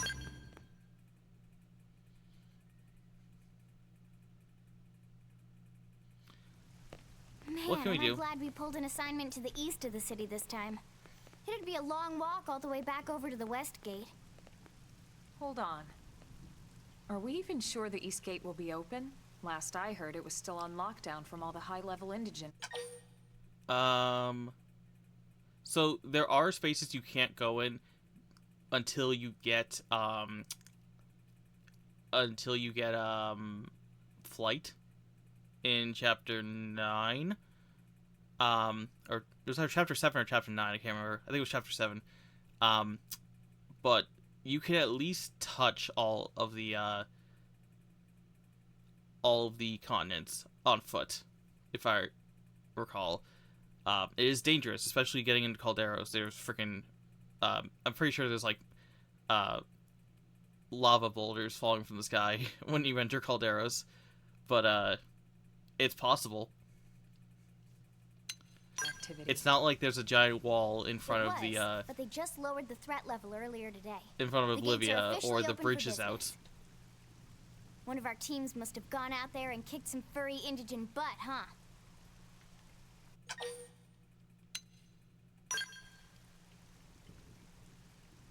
Wouldn't surprise me at all. Irina's team is one of our best. How does she I want to know see Irina the and map. Gwyn? I want to see the map.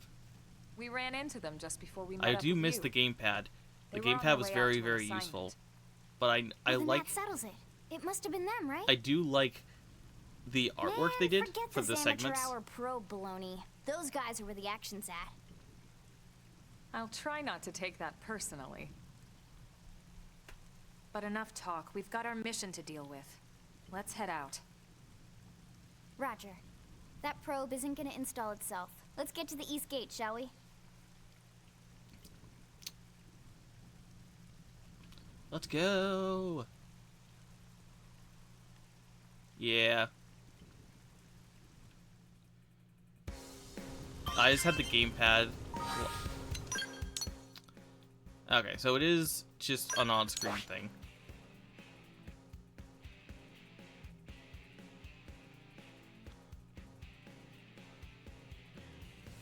Can I zoom out more?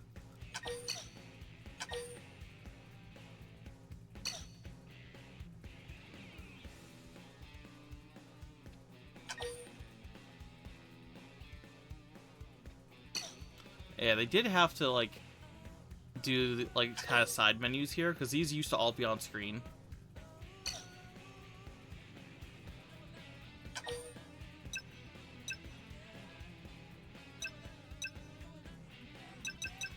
I can't. Is this new?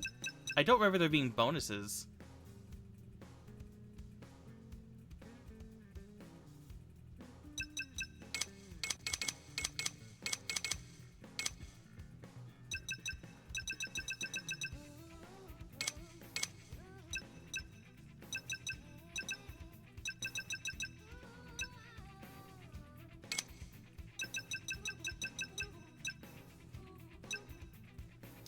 I can see some small unmarked islands that make my RPG caveman say they every bonuses are extra bosses. Kinda, yeah. There is a tyrant here.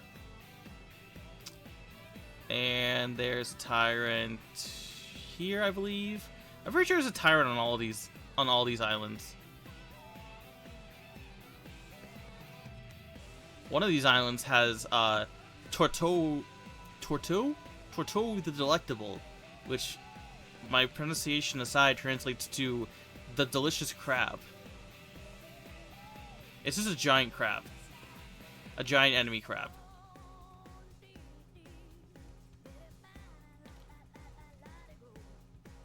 But yeah, so it's like, this is the only thing separating Primordia from Sylvalum. And you can just, like, Sylvalum's incredibly dangerous. But, like, you can then just, pretty sure you can just, exactly. Pretty sure you can just walk into Caldros.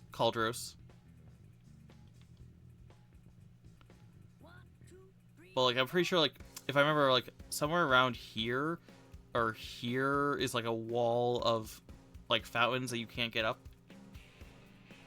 You can, but, like I said, there's lava boulders. And then Oblivia, over here.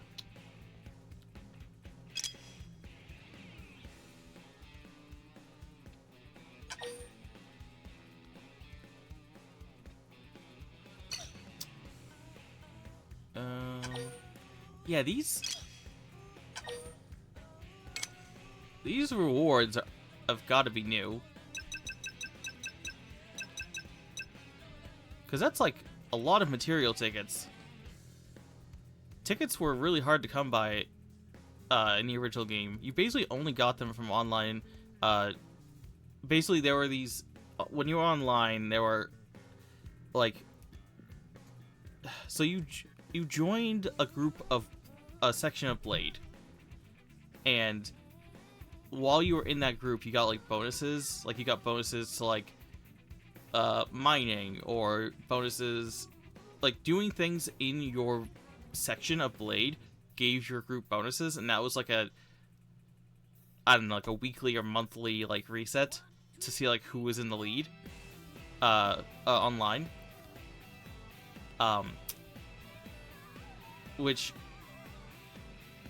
maybe they changed that. It's not good. I mean, it's just kind of a thing of... It wasn't the best system, especially because, I was about to say... take the Mediators, for instance. Mediators get points for doing quests. Like, helping people in town.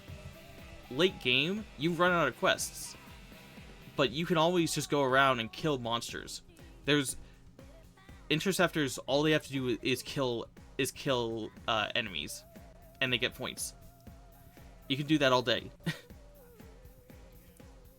But tickets, like I said, were hard to come by because you basically had to do like little like what's the word, like auto-generated quests where it was like kill 10 Grexes, and then you got tickets for that. Not a lot, but you got some. And that was why, like, the reward for getting 100% survey rate in the original game was 5,000 tickets. So, like, I really hope they made a better reward. Because, like, 5,000 tickets is not even enough to get a scale, like, from scratch.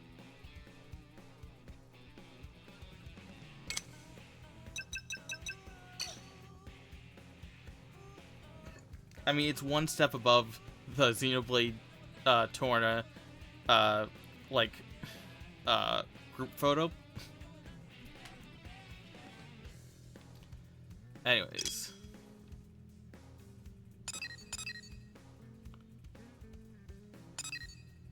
So these, I believe, are teleports? No?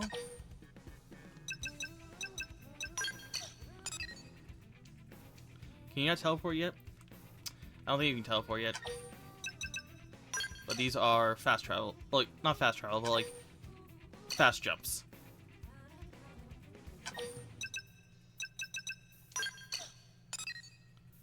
So you don't have to manually go over here. Anyways, let's continue.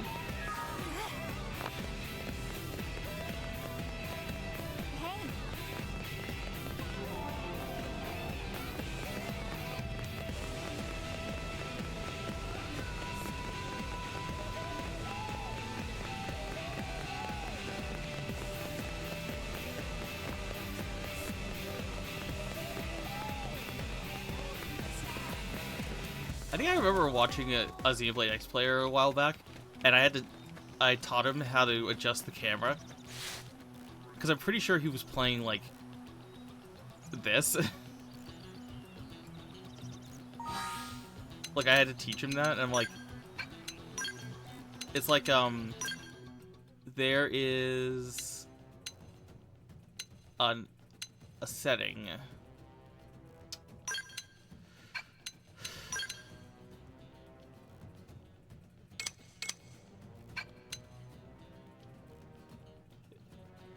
Huh.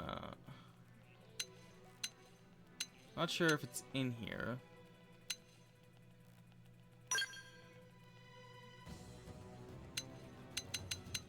There was a setting in the original game that let you, Wait, they changed this? I'll have to listen to this, because I really like the original. At least they give you the option. I really like the original flight music. That makes me cry. Like, which several scenes in this game make me cry. Which is saying something, because it doesn't happen often.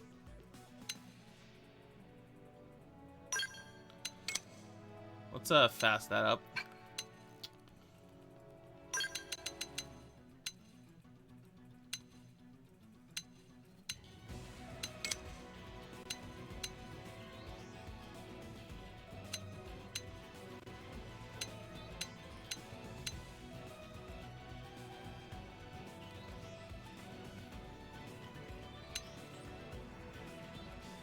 I do not know how to pronounce that. I assume Razvelg?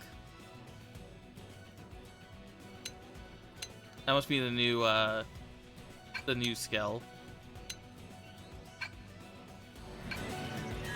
So yeah, there used to be what,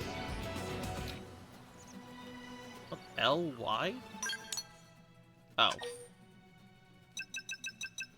Okay. So yeah, these are very nice.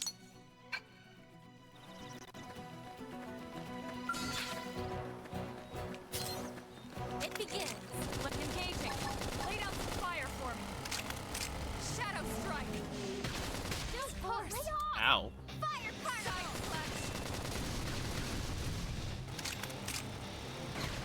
They're tough. Catch me up. Right at!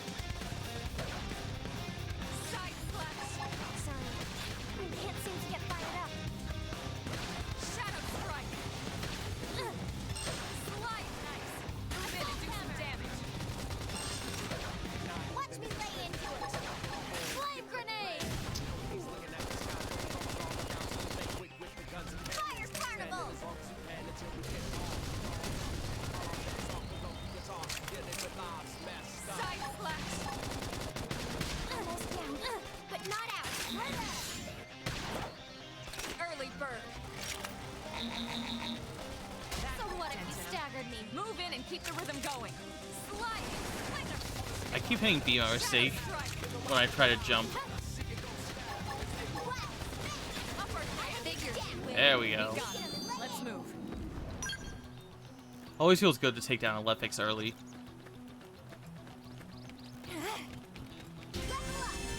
I think even my cooking got better. How? Also, I will not fall prey to the monkey.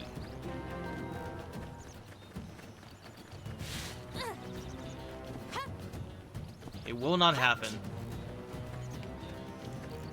What? The monkeys will not kill me today.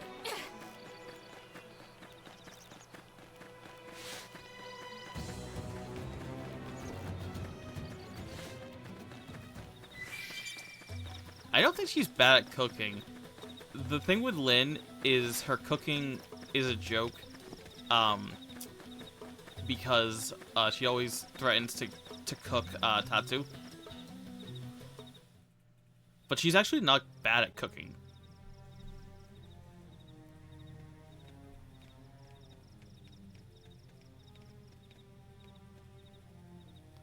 Oh, are these monkeys dead? What the hell? I thought those monkeys were still here? alive. I forgot. The tyrant took them out. We're ready for the cold You don't wind. think that one Sinicula could have killed all these simius. Unless... what? This is bad. What's bad? I don't follow you. That Sinicula. It's a tyrant. Huh? But it looks just like any other Sinicula. Think about it. Your typical simius is way higher up on the food chain than your typical Sinicula, right? Oh, Usually this we is find tutorial one one. standing over 3 or 4 It's level Sinicula 5. corpses. But here, the tables have been turned. Or something like I that. don't see a single trace of any other indigents in the area. There's only one explanation. That Sinicula is a tyrant. Let me check the Blade Report But database. tyrants also have high If there's a tyrant defense. this close and to the their city, stats are someone boosted. must have run across it. A level 5 tyrant's not like a Bingo. level 5 enemy. There was a Sinicula tyrant sighted not too long ago, but it was a couple of segments further out. It could have followed the blade that spotted it back towards New LA, or come here to feed, or who knows what. That's crazy. I can't believe there's a tyrant right on our doorstep, and HQ isn't doing a thing about it. Oh Don't wait, forget Tortora why the they sent us Delectable here was in on the first coast. place. Frontier Nav's range is still limited. Oh, right. They couldn't track it if there's no local probe. They must have lost it when it went off the grid. Oops. Oh, I thought I pressed start. Whoa, whoa, whoa there, rookie. We're talking about a tyrant here. Do you even understand what that means? No. We should probably explain. Tyrant is our term for any indigenous life form that falls outside of our usual threat ranking system. In other words, they're too powerful for us to even measure how dangerous they would be to take on. And too powerful doesn't always just mean physically strong. If a creature has even a single especially nasty trait, it's classified as a tyrant. Even some of Blade's very best teams have come back with serious injuries after running into a tyrant in the field. If they come back at all.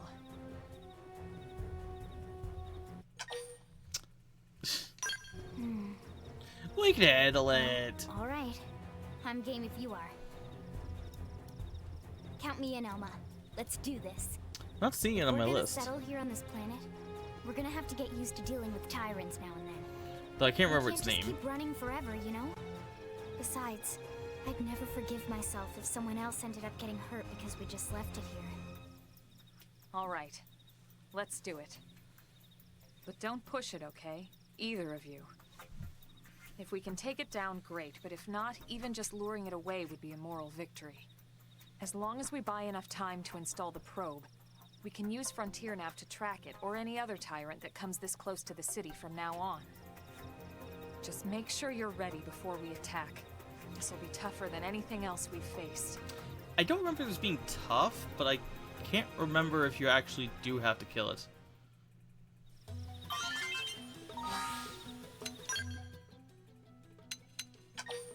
Also, the save files are new, by the way. The original game did not have autosave that I can recall. It only had one save file per account.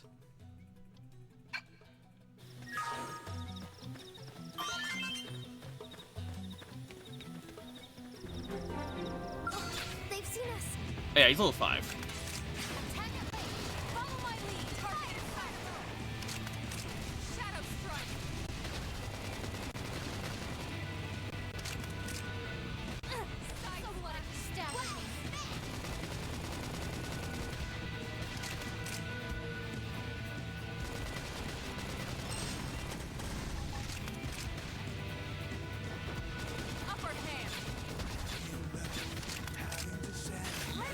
God, the Tyrant song is so good.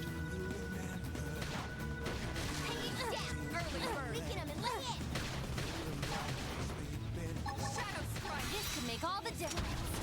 I like you. Move in and keep the rhythm going. Slide! Flinger! Fire carnival!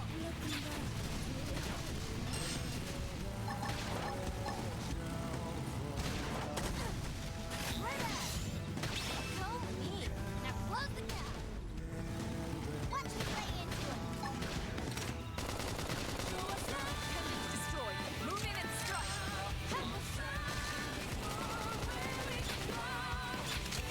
Shadow strike. Slide! Flinger! Scream edge! Just to go! Press slide! Upper hand! Appreciate it. Nice. Move in and do some damage.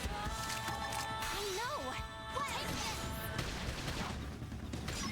See? Easy. You just gotta know what you're doing. We are awesome! Nice work, Lynn. You fought well. I don't see it on the list, You did though. too. Volcam? Now let's get down to business and install that data probe. If we stay here for long, there's no telling what other playmates might show up. This beam of light indicates a frontier nav site. It marks the ideal spot Maybe to bury the it's probe. not on the list because it's a mandatory? Okay, the probe should be ready for insertion. I'll just boot it up. Thanks, Lynn. The top half of the cylinder contains the probe itself. The bottom half is a laser. It dissolves the soil so the probe can burrow to the proper depth. We tried just planting them on the surface at first, but we kept running into problems with the local wildlife damaging the goods. Burying them is going to save us all a lot of time and headaches in the long run. We all set? Yes, ma'am. Whenever you're ready. Why don't you do the honors? You can launch it right from your comm device. Give it a try.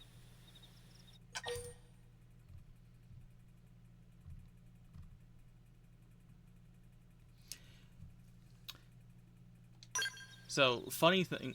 My favorite funny fact about tyrants. There's this one tyrant called Gradavis the Headless Emperor. And it is called this because it does not have the false head of the Melosaurs. Good. Now we just need to give it a minute to reach the target depth. And Gradavis is unique. And installation complete. We are for- now online with a solid connection to For Frontier Nav. one reason. Excellent. Besides that. See, at the end of the day, there's really not much to it. The hardest part was calculating. I don't really the have an ideal example of probe how much locations. health the We need average them enemy spread out has. Let evenly me see if I to can find maximize data collection. Yep, planting probes is easy. And the more we plant, the more likely we are to find missing crew. So anytime you see a probe site, there's no excuse not to plant that sucker. That'll do it for your training. Let's head back to the barracks and report to Secretary Nagi. So Volcamp, the thing I just fought, Volcamp has 8,000 health. Not bad for a level 5 boss. Gradavis, do you have any guesses on how much health Gradavis has?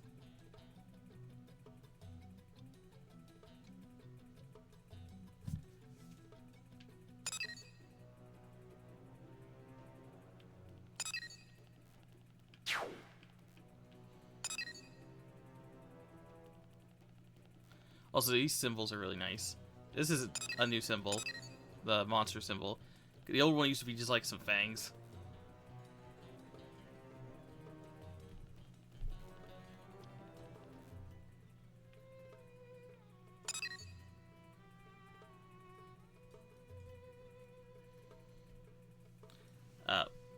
So yeah, Gradavis has 100,000,040 health.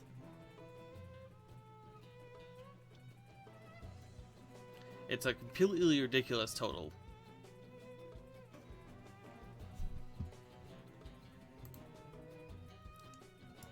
I guess for context, the level 99 boss has 10 million. Gradivus is just a giant sponge. I'm pretty sure it took me about 25 minutes to defeat Gradivus.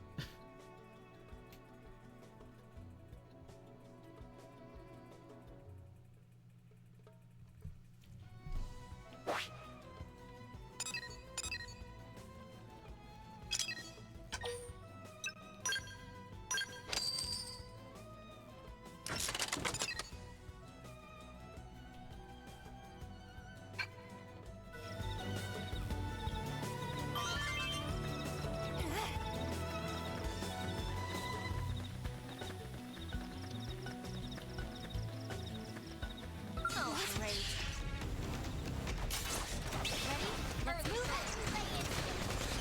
Shadow Strike! Thank I owe you one.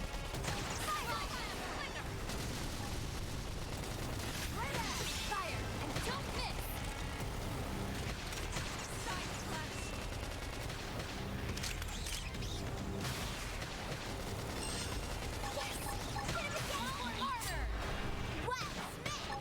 Hope you're ready for this.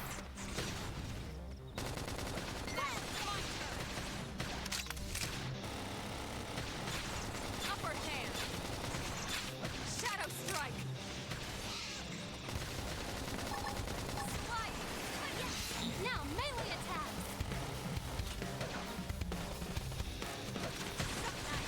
Move in and do some damage. Fire target. Yes. Hit him again for me. Hope you're ready for this. Now, my turn. They're tough. Touch me up. Shadow Strike! Recuperate. Sliding! Splendor! I have to stay in this. Help me! I know. Take this.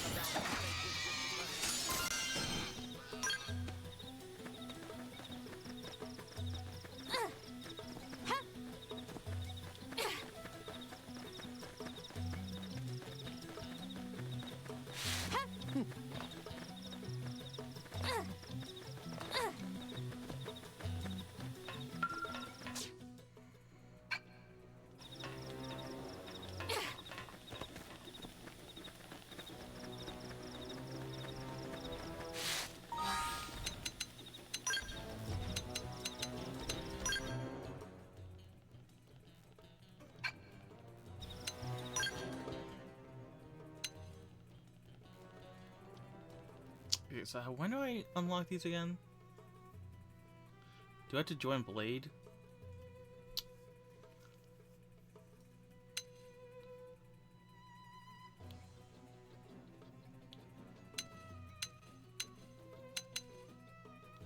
Just 50 ranks now?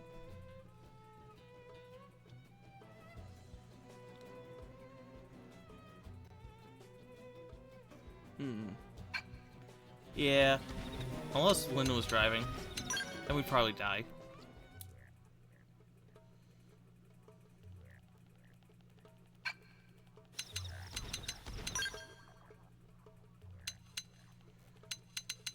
Okay, so... I need 6.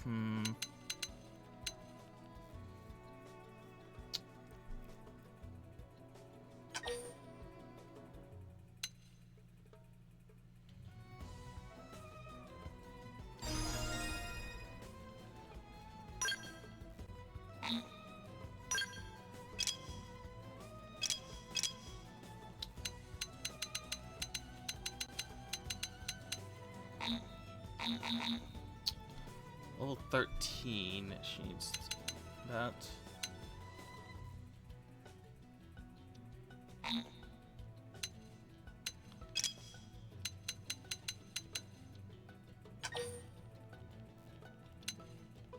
Oh, that's cool.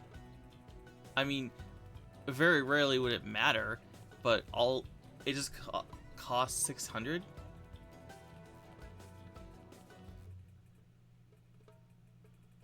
And you can reset a move that you've leveled up.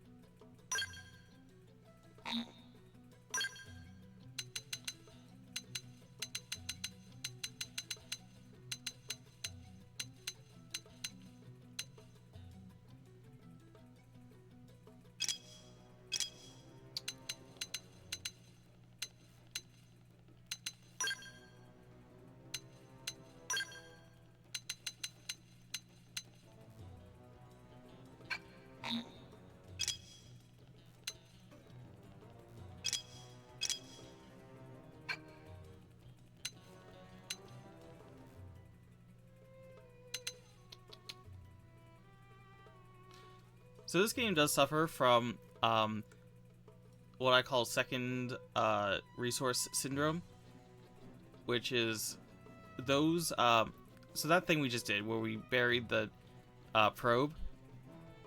Part of that probe's function is to mine maranium, which I'm not sure how they do that in this game. Fun fact, in the original game, when you started up the system, or when you started up a playthrough, it would direct you to an option that would disable the Wii U's sleep function while you were playing Xenoblade X.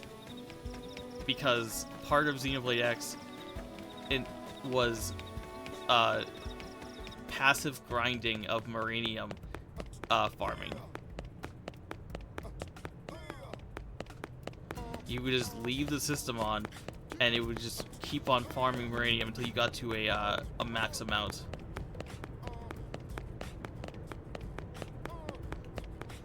Like every half hour or so, I think.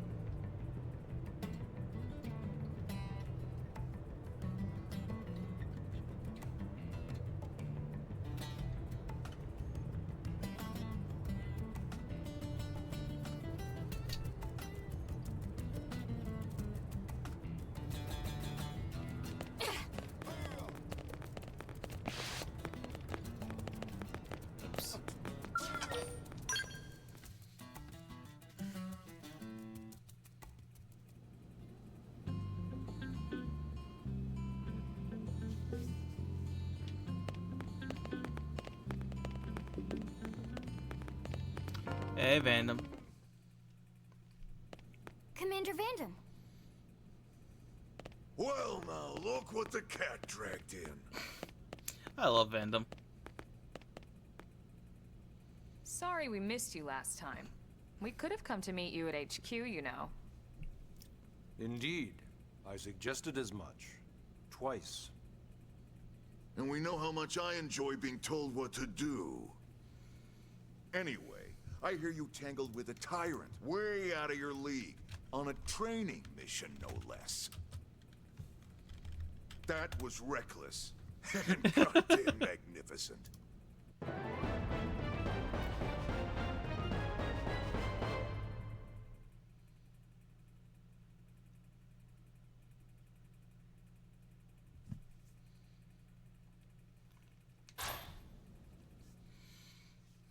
I love Vandam.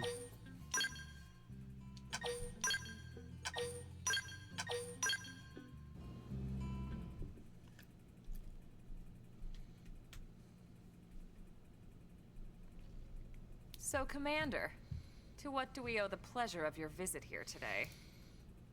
Well, I can't just ask Nagi to do everything for me. I'd be out of a job. Hey, I delivered you the new recruit, didn't I? Yeah, you won the bet. Don't worry about it, all right? I'll settle up with you later. You know I'm good for it. The bet? I'm sure I'm needed elsewhere. If you'll all excuse me, Commander.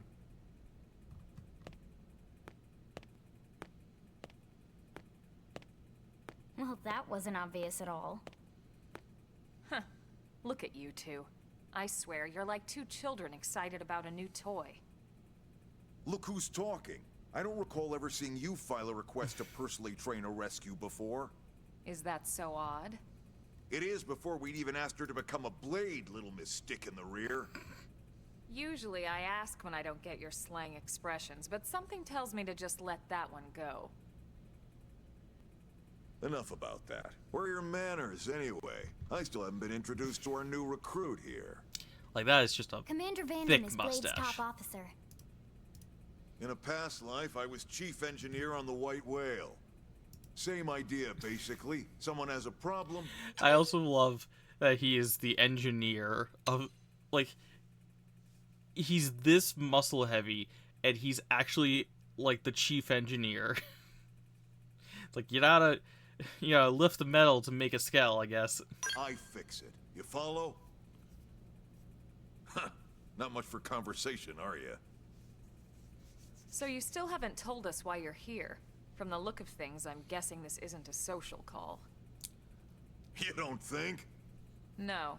So let's cut the crap and get down to business. Ha! Sounds like you're learning my expressions just fine, Elma. Anyway, first we need Chatty Cathy here to choose a division and pull an assignment. Whoa there, Itchy Trigger. I know you're just chafing at the bit to run out there and grab the world by its tail, but you need to choose a division first. Once that's all hashed out, we can get into detail about what your first assignment's gonna be. Pretty much everyone in New LA works I love how for they Blade, in one of I love several this different conversation fields. because it's like Helping to explore Mira, or to maintain order in the city. they or, have this whole well, you long remember Nagi's speech, discussion about each section of Blade. There are 8 different fields in all. and But then each they're one has basically its like, own branch you within can change Blade. if you want, it doesn't even matter. Officially, they're called divisions. So you just end up being Naturally, you'll want to choose doing one everything. that best suits your personality and your talents. Let's start with the Pathfinders. Pathfinder's #1 responsibility is planting data probes, like you did on your training mission. It may not be the sexiest job, but important? You bet your ass it's important. We've only been on Mira 2 months. We don't know jack about this place. The more probes we install, the faster we can get our bearings here and give ourselves a fighting chance. We've already detailed how important it is we expand the Frontier Nav network ASAP. So, for the time being, I'll just remind you of the highlights. It helps us keep Blade safe. It helps us keep the city safe. And most important of all, it's the key to locating the missing parts of the Lifehold and recovering the rest of the human race. Okay, next up, Interceptors. You met Akalov and Evans, right? Irina and Gwen? This is their division. Interceptors have one main duty. Protect New LA and everyone in it from the wildlife here on Mira. Right now, this is probably our busiest division. Interceptors ride shotgun for the research eggheads.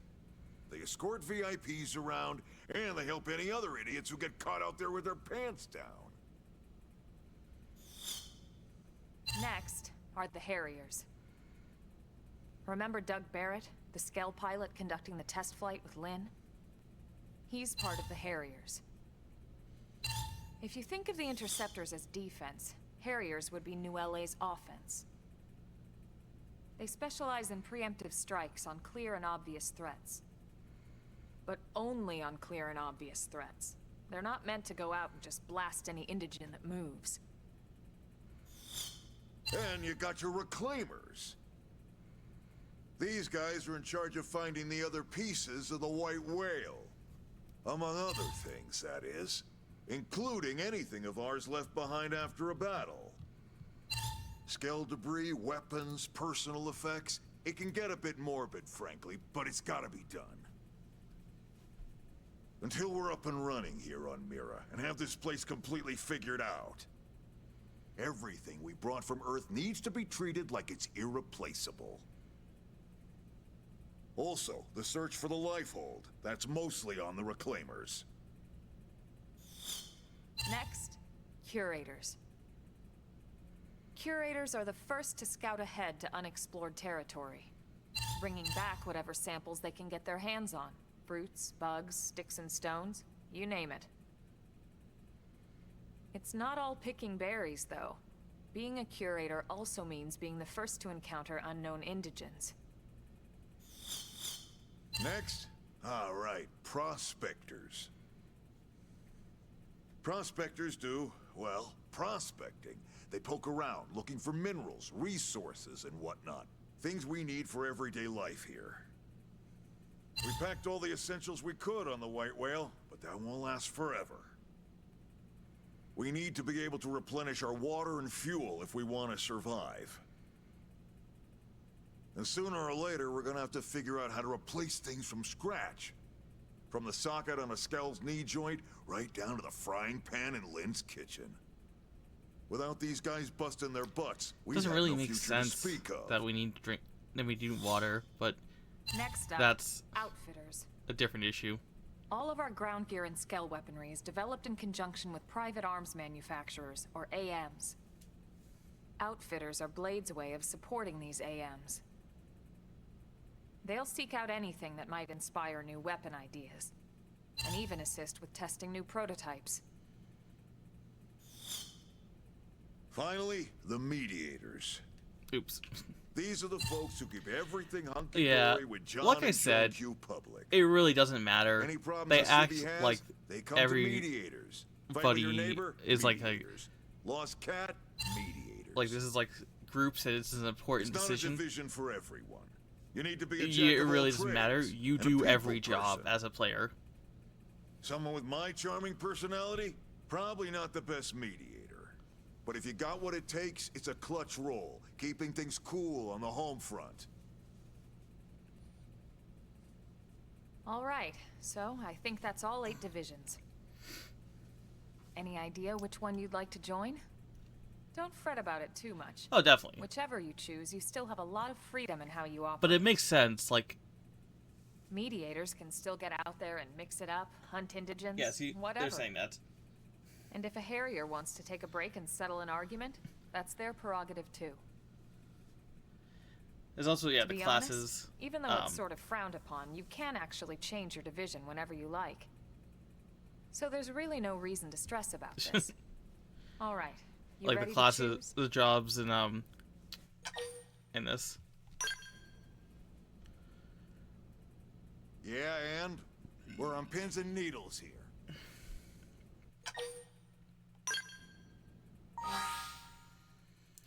So I don't know how this game functions on this. I'm pretty sure I was a Pathfinder for most of the game.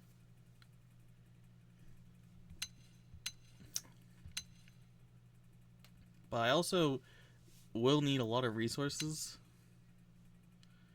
But then again, curator. Then it's settled? That's a lot of what I do. All right. Thank God that's over. By the power invested in me, yada yada, you're officially a Blade. Congrats. And welcome. I know you're gonna do great. It's a similar thing. You just don't get good prospecting until later. So, with, Now for the job. Let's get down to brass tacks. with the Nelson's Frontier team nav, has gone missing. Last contact we had, they were installing a data probe you need to, out like, in kind of eastern tie Primoria. probes together Then, into, like, a nothing. chain. Nelson. Pathfinders, right? Are we talking indigents here or what? Your guess is as good as mine, but they did have a Skell with them. You'd think they could hold their own, or at least run away. All right, we're on it. We'll head to their last known location and go from there. Report whatever you find ASAP. Of course. Let's move out. Roger that.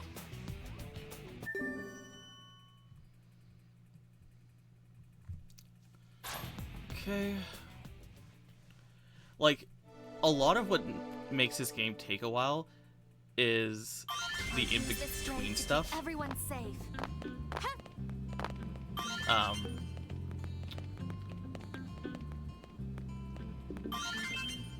So it's like this chapter. So I'm in like chapter 3 or whatever. I can just go straight to the quest. I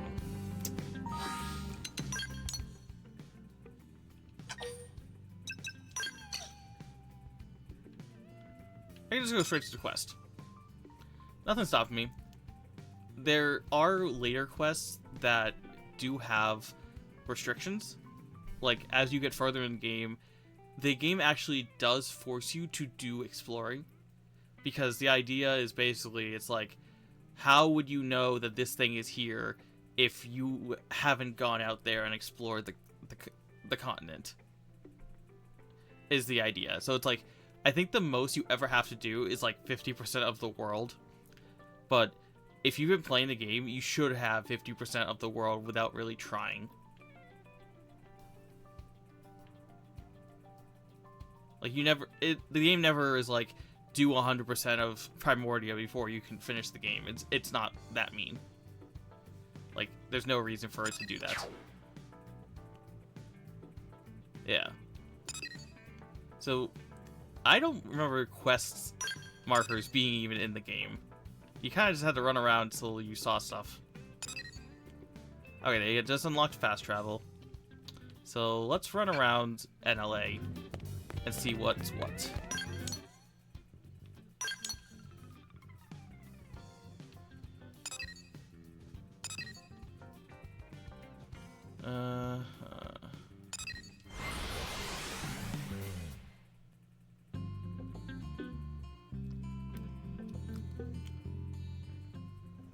Not bad.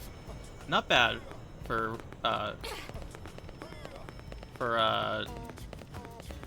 loading. So another fun fact, this game originally had a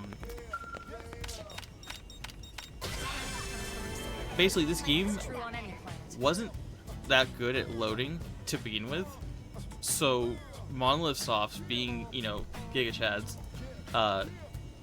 decided that they should basically give people access to data packs.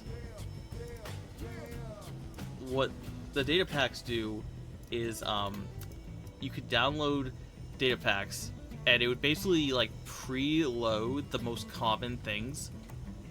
So it would, like, preload, like, areas of the game, so that the game didn't have to load them longer.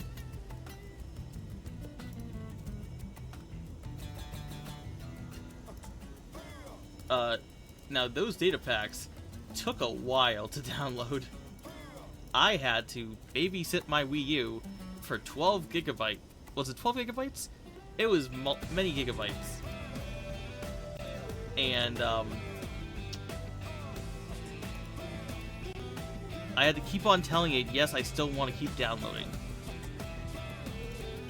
So I think I took 6 hours overnight just babysitting my Wii U to tell it to keep on downloading. Because the connection was not good.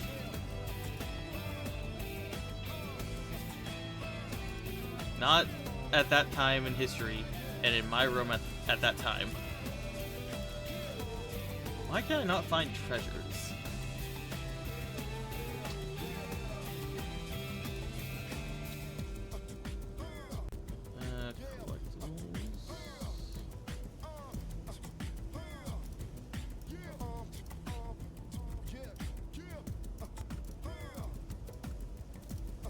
Here we go.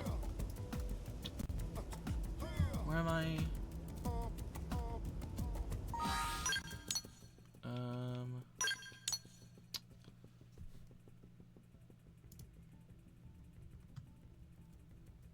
I just want to make sure I'm accurate on my treasures so I don't have to do them later. There should be one, like, right over here. It's probably at the top of something.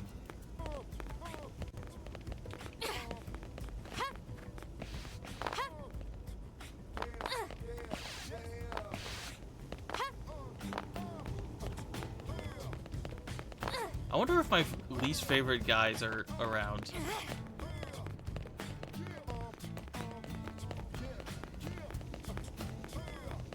Oh hey, there's HP. HP is not my least favorite guy. Yes. HP is great. We can't have him join our party yet though.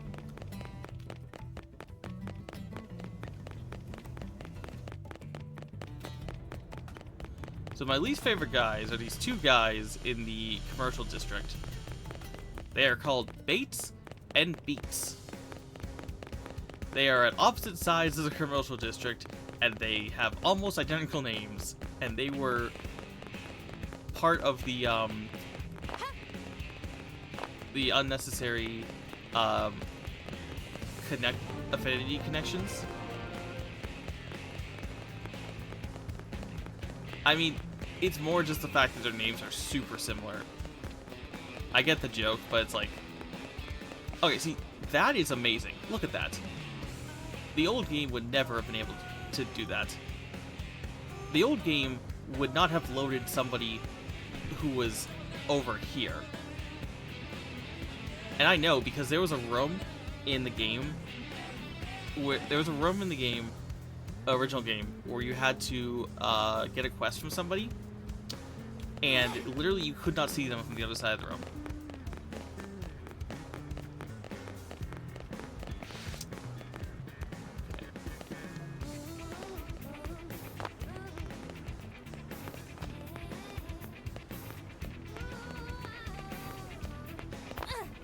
That stressed me out. God.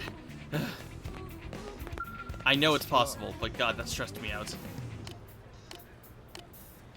Bose is also a party member later in the game.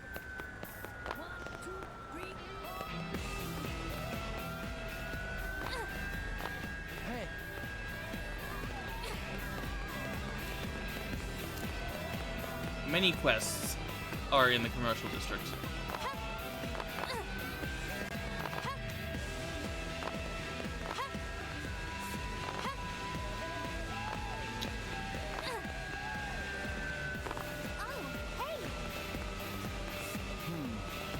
Yep.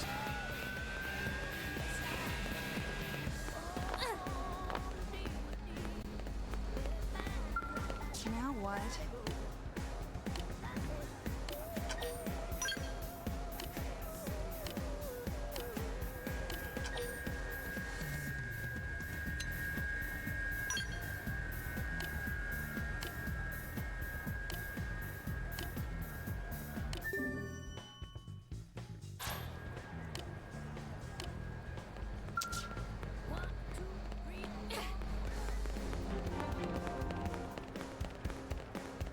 Great.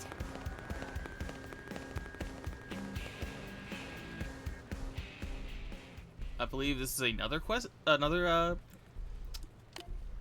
party member? No, he's not a party member.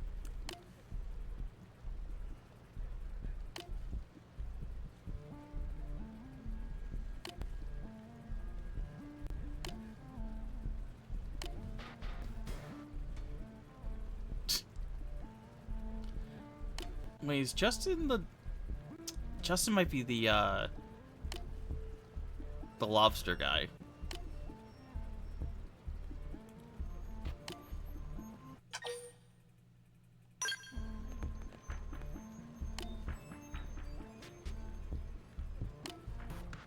This was supposed to be an unfair fight. Bruh.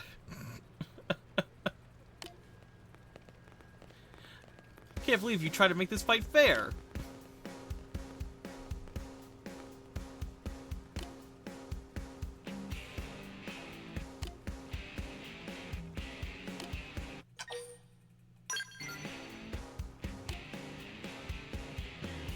Yeah, Justin is the lobster man.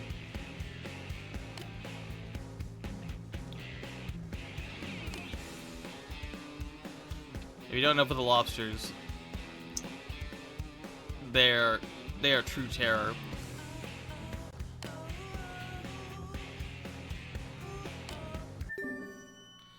The lobster... So... Rise as a Blood Lobster is a quest in this game where you are forced to find 99 explosive lobsters hidden, well, not hidden, but placed throughout the city. Even though you can get this quest in, like, Chapter 4, you can't complete it until you get Flight. Well, they're like little stuffed lobsters, but they're explosive. And, like, the entire... I guess spoilers. The entire thing is Justin here is obsessed with, like, heroes.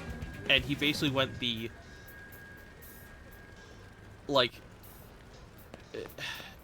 He basically decided to become a villain so that he could create the situation for a hero to appear. He was just like, like a weird like idolization. Yeah, he was just like, a hero won't appear unless there's a villain, so I'm going to create the situation. I'm pretty sure Bates is over here, but he might not appear until later. Yeah. Yes. I don't think he appears yet. Well.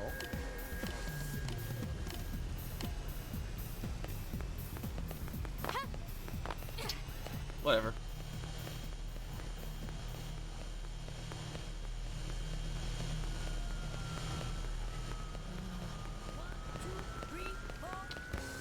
I'm just trying to get the fast travels around town. You have to go there, obviously.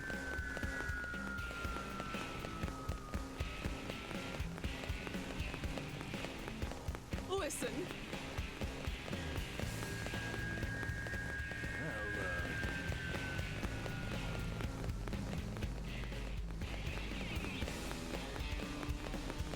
Hey, Roscoe.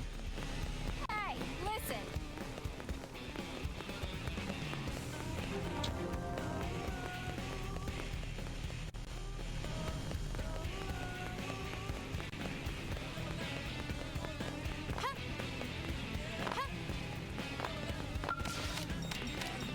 Never hurts to get a little stronger.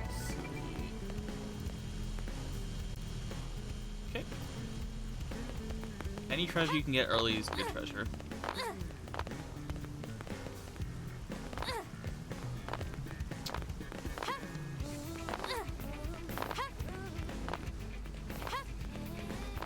Ah, God.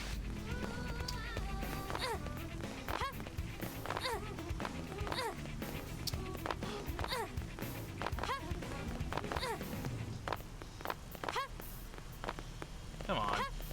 Jumping is hard in this game.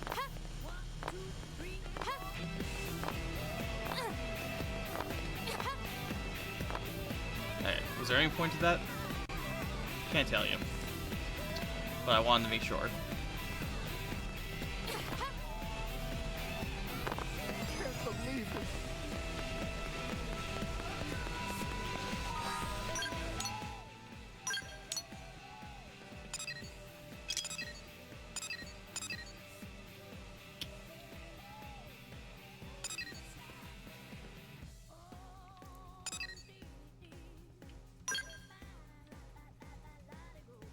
So yeah, I don't know if I mentioned this. So each segment has basically a thing that it needs completed, and that gets you survey rate percentage. So like, you do not need all treasures in the game, but if the treasure is the focus of a segment, then that is what you need to do if you want survey rate. A lot of these hexes segments are quests. It gets really convenient for finding out where a quest is, because there will never be two quests in one segment. So, like, there won't be a quest giver in the same segment. At least not one that matters. Missions are different than quests.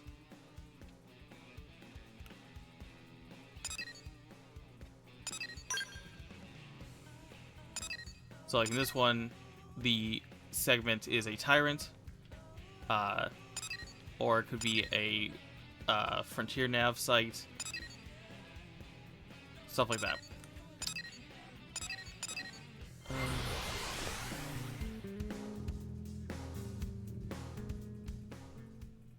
Let's try to get some frontier nav stuff.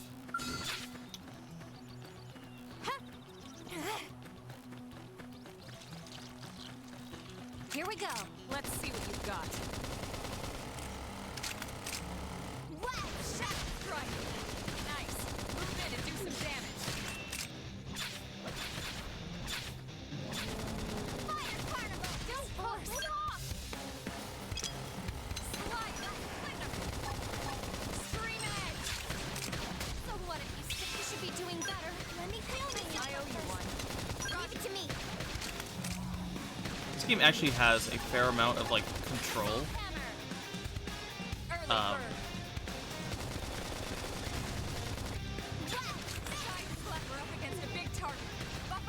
And something I didn't know until like very late game.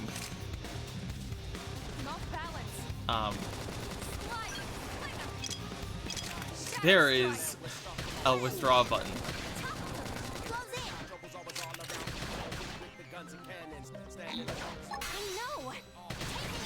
Incredibly useful when you're dealing with scale stuff.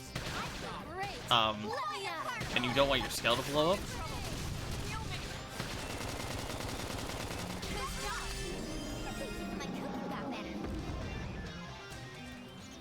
Because this is what it does. I can show you. You asked for it. Be ready for anything. Engaging. Lay down some fire for me. Shadow strike. Fire carnival! They're tough. Touch me up. Sliding slinger. Stream edge. I'm in trouble. Heal me.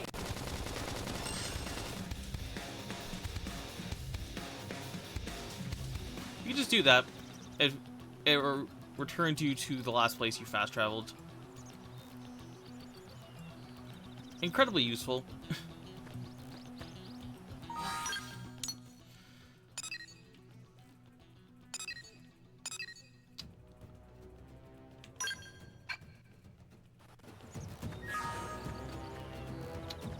Where is the red?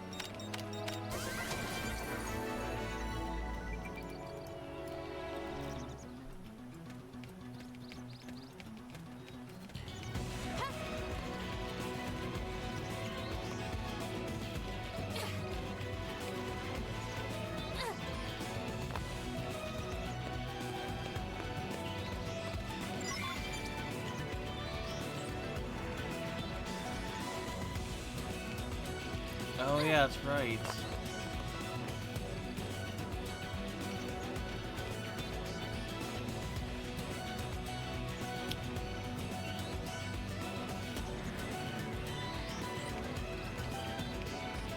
There you are. So, they added into this game one of the best features of any Xenoblade game, which is if an item is part of a quest and it's a item on the ground, it will tell you where if that item exists. Also the follow ball will tell you where the item is. So it basically completely removes having to run around for minutes at a time hitting randomized items until you find the right items. Which is just, you know, kind of a giant waste of time. If the item exists on the field, which sometimes it doesn't exist on the field, if it hasn't spawned in, the game tells you.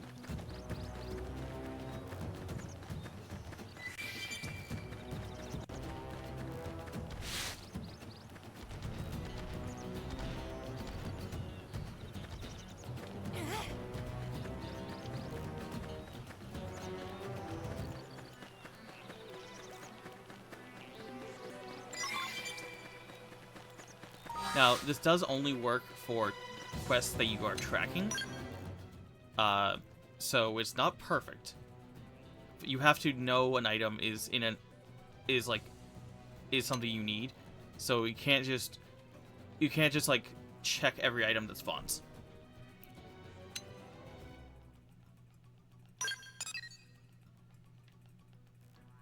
Let's see, like, it knows that the items are here.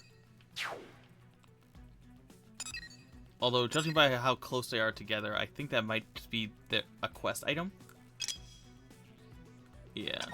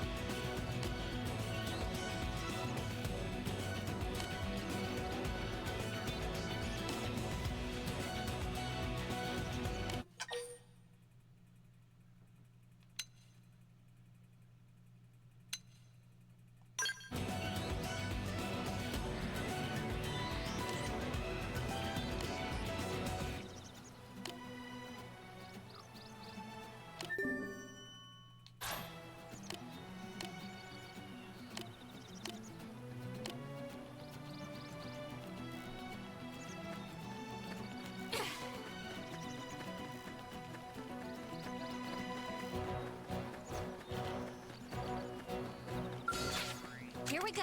Locked and loaded. Shadow strike. What? Slide. Wild dash. Right up. Shot nice. Move in and do some damage. Fire carnival. Early bird. That put a dent in him. Move in and keep the rhythm going. I figured you win. Nice work.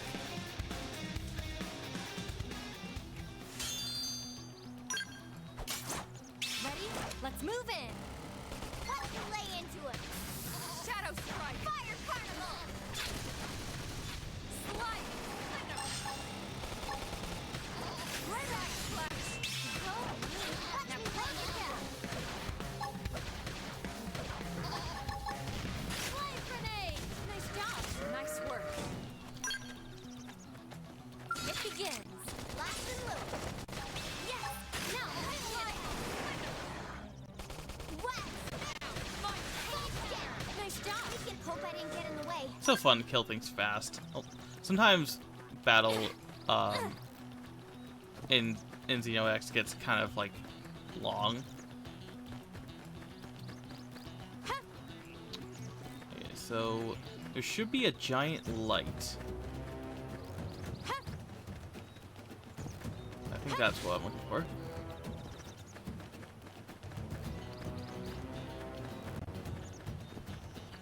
Sometimes Frontier nav placement gets really dangerous because they will sometimes just put you in the middle of like a field of enemies.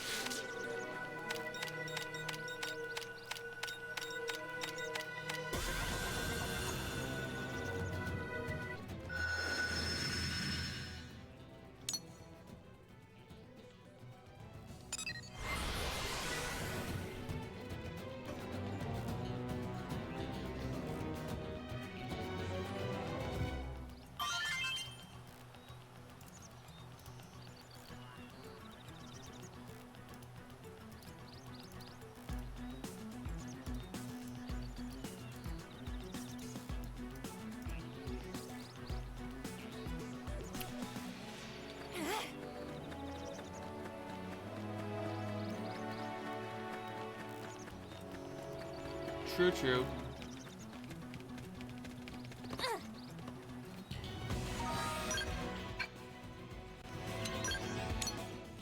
Okay.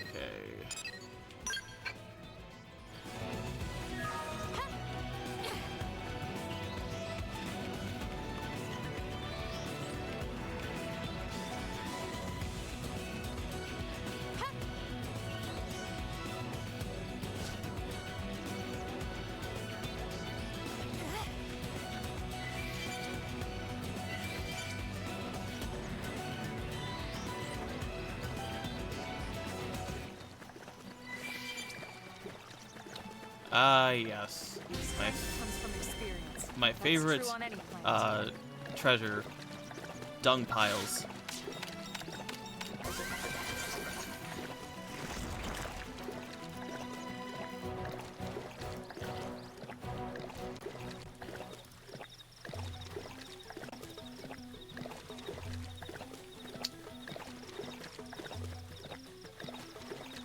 There should be... Oh, scan around here. Okay, it's to the north. I guess get across the lake.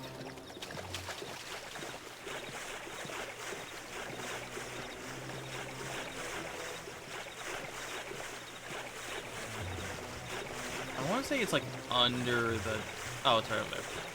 I thought it was underneath the,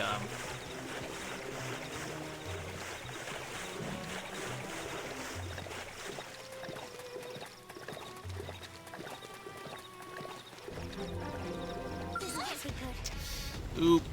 I'm dead.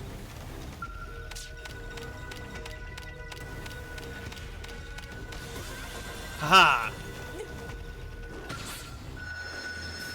I win! Because you attacked Elma.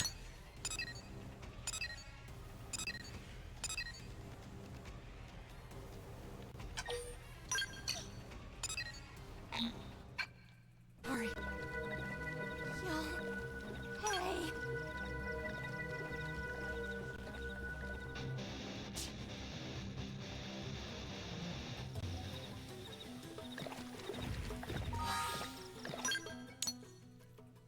I love that it counts 104 as the last place I, like, should respawn at. Because, even though I just died there.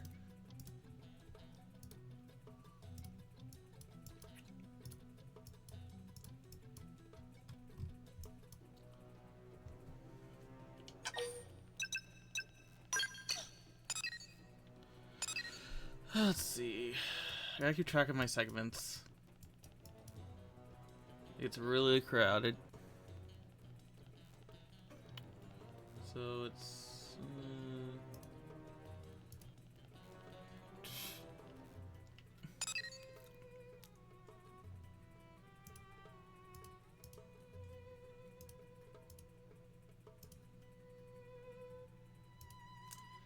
1, 2, 3, 4 down. Yes, okay. And then...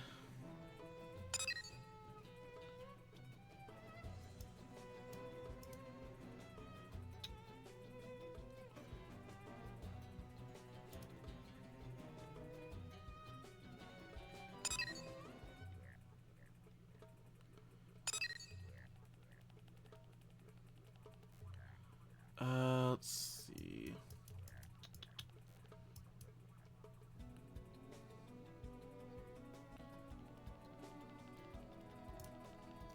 Now, what I'm afraid of is that this map will become pointless at certain points due to anything added to this game. But I have to assume the base game is like the same. Just with, you know, better UI. Hey. Okay.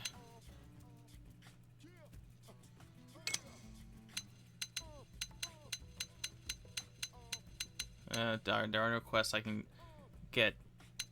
complete.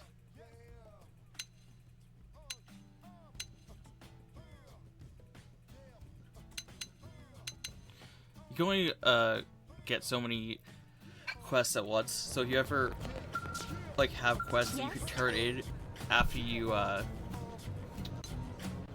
Wow. like immediately, then you know it's a better situation.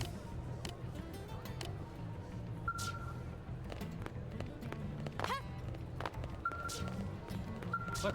I thought I was online.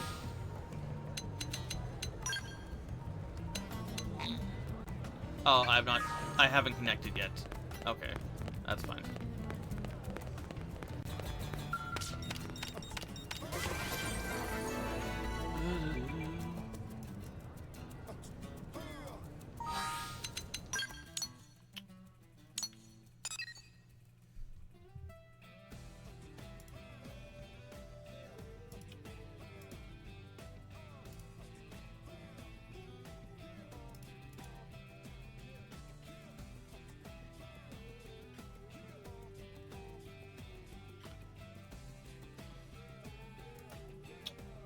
Yeah, like that changed.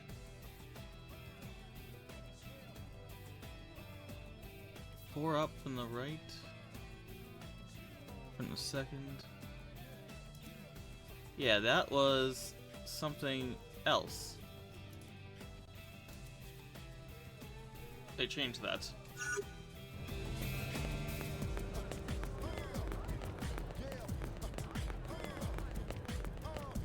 What's wrong? I appreciate it.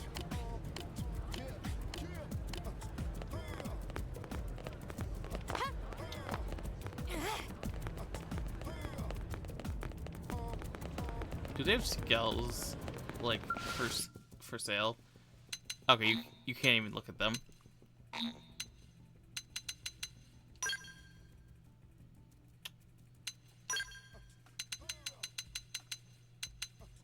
So the thing about this game, it's one of those games where there's a lot of weapons that are all kind of like whatever. Most of this game is about upgrading your character, your skills, your class, your augments. That's what matters. There's like some weapons that kind of come like with cool stuff on them already, but it's never like the legendary sword of death. It's just kind of like, this is an assault rifle. It does damage.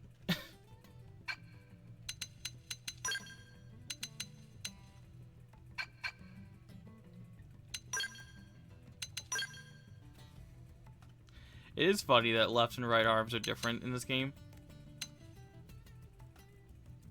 You can have different equipment on each arm.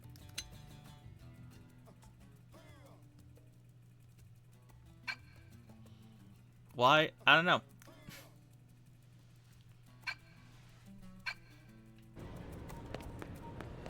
Hey. Well, this game does have fashion, so you don't have to, like, you can have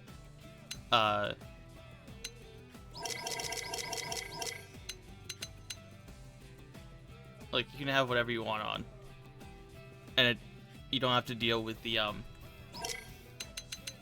issues of this is bad equipment. Oh, this is bad fashion.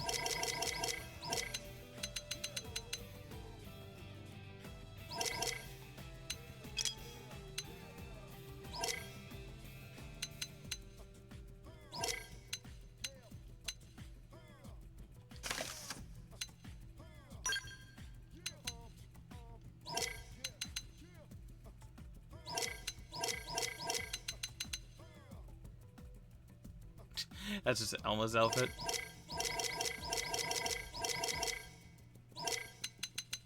Oh. Okay, wait. I'm gonna do something. Don't think it's weird. And they kept the freaking ugly outfit. This is an issue I had with the original game, and it's not because I wanted to see Lynn in a swimsuit. Don't get me wrong. I would rather they just not have this as an option for Lynn instead of making it ugly. I would have rather they just deleted it. Like, the fact that they... So this was a controversy with the game when it came out in North America. And I would just rather they just not had it as an option rather than make it ugly. Because it's just basically putting a giant black bar. Like, have that as her swimsuit. It looks better than both of them. Like, the giant... Like, just having the bra or whatever that you would call that, it looks better than having both of them. Like, I get the issue. I'm not saying that they should have ignored it. Because, you know, different societies, whatever. I just don't like how they went around it. Like, how they dealt with it.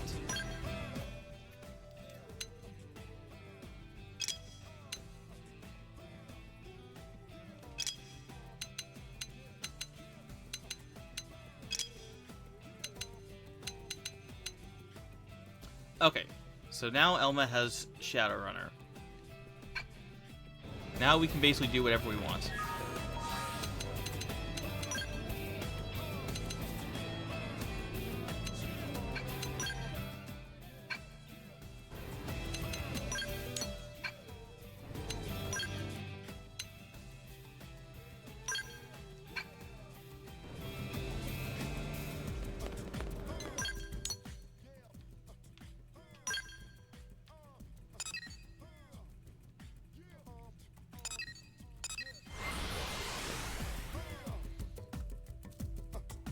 So this is just how Shadowrunner works.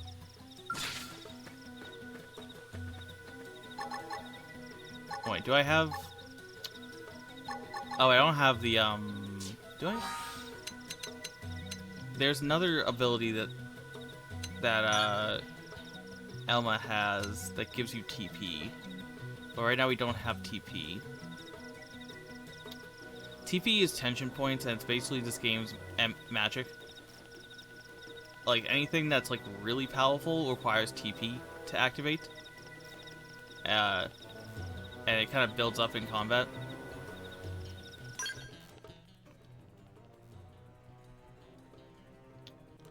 Tension points. It's the same, and the same thing with, boost potential is something they don't really explain. Potential is basically like a magic power.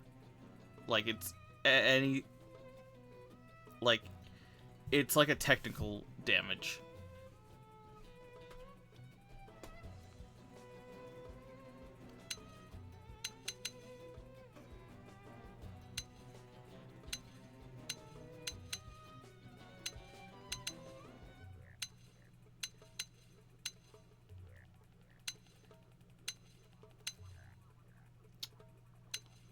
I thought I had an ability.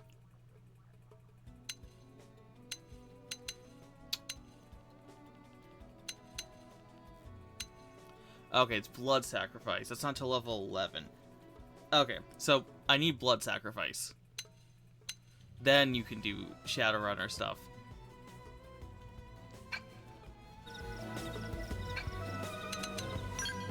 So I'm only on rank 6, so I can't do that yet. I don't really need it yet. It's more for like caves and stuff like that. Oh, so that's also important. So if you see those hearts, that is affinity. Affinity is part of 100%ing this game. Basically, you build up affinity by doing soul voices, by doing quests, by talking, that kind of stuff. And not only does that make you better in combat, but affinity heart-to-hearts and affinity missions are also hexes, segments in the game.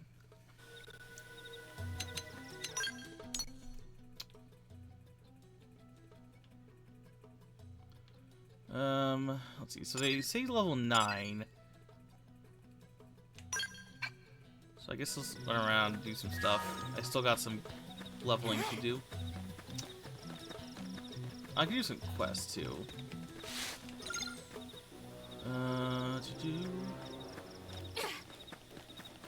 Man, I already dropped 5%.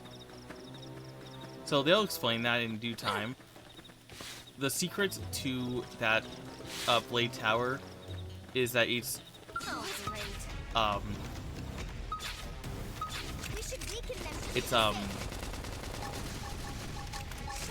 actually recording how much power the life hold has before it shuts down.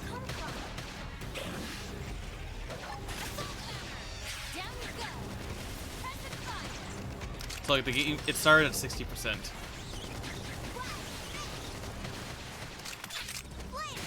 Appreciated.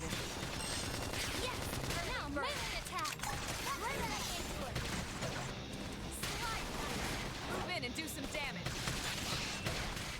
Upper hand. Shadow strike. I should be doing better.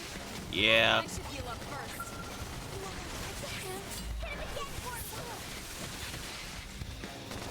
I'm getting annihilated here.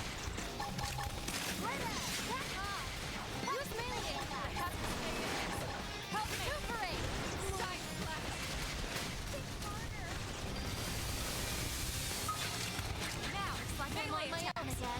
I don't want it to end this one. Oof. Please, Dad. Keep this up. In the distant land, we're stuck on a whole different planet. No peace looking at the sky. Trouble's always all around, so we stay quick with the guns and cannons. More enemies. Call our bets off below the guitar. Dealing with lives messed up.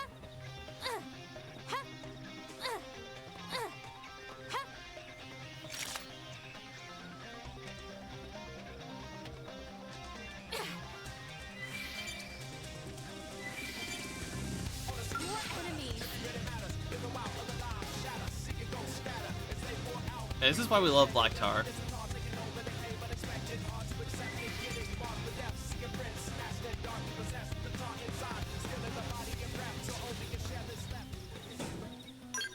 It's awesome.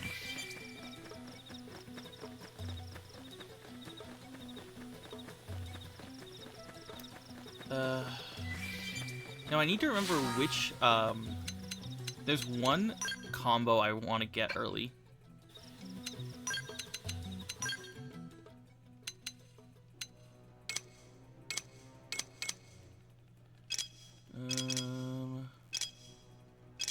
I think it's a... Is it a Bastion ability?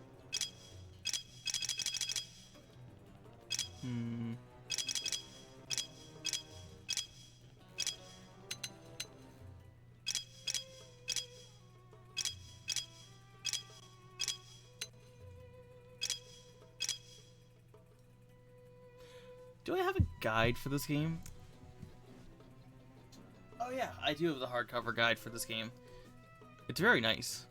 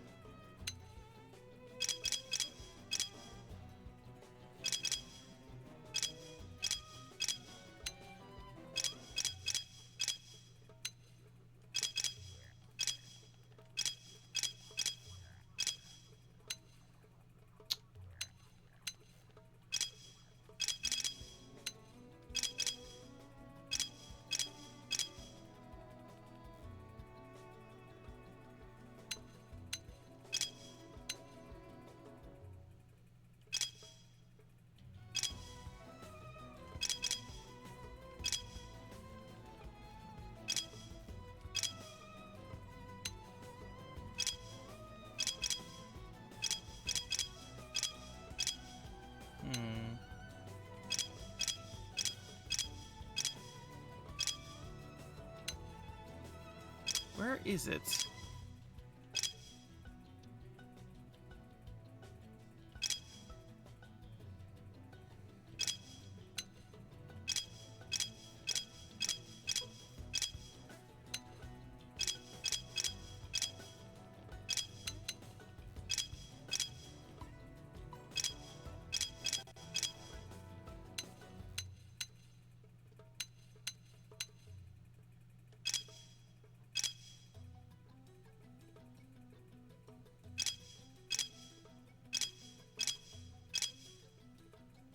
I don't know where is this ability? I swear it exists.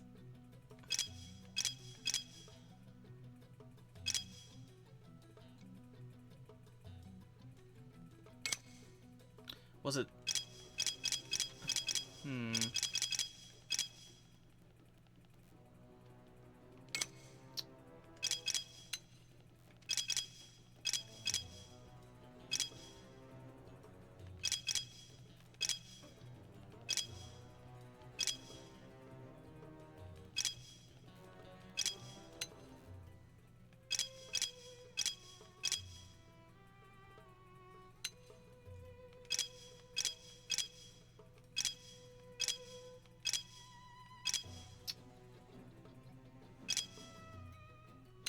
Did they take it out?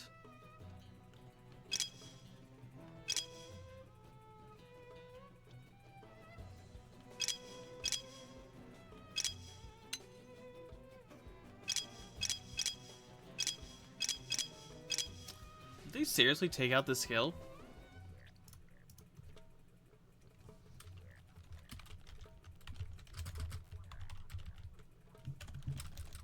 Or this art.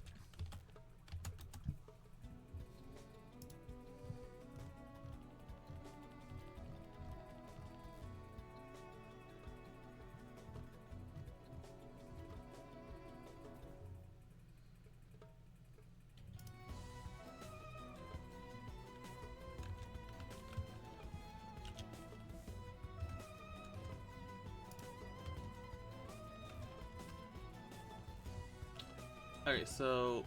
Oh, okay. That's why. So I can't get this early. Whew, okay.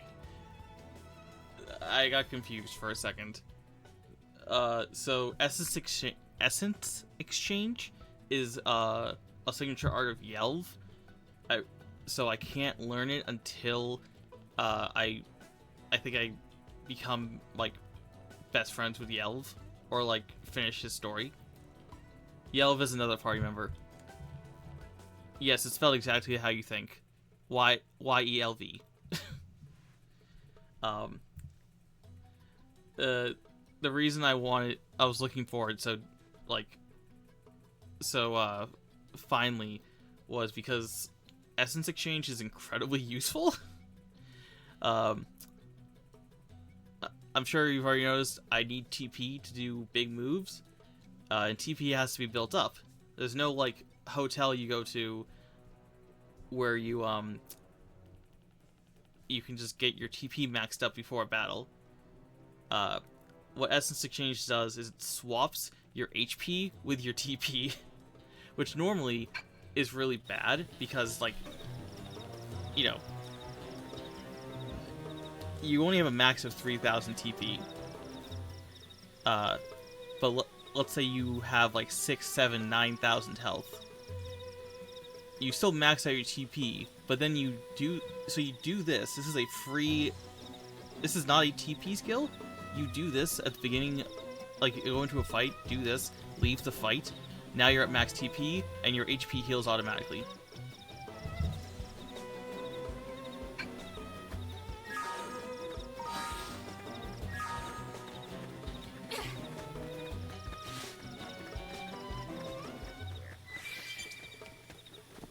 But you do have to complete an entire character's story arc for this skill.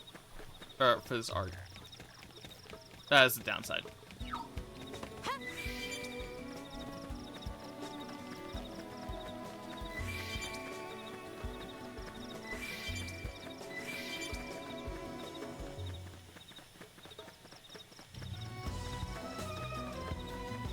I mean, if you like that character's name, there's a character whose name is literally only known as Murderous.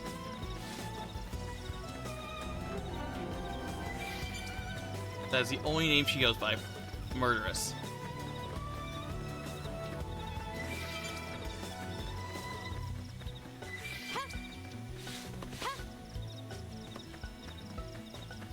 There's a community meme that somebody has been posting on Reddit for, I believe it's 260 weeks now. Actually, let me check that real quick. How many weeks is are they up to?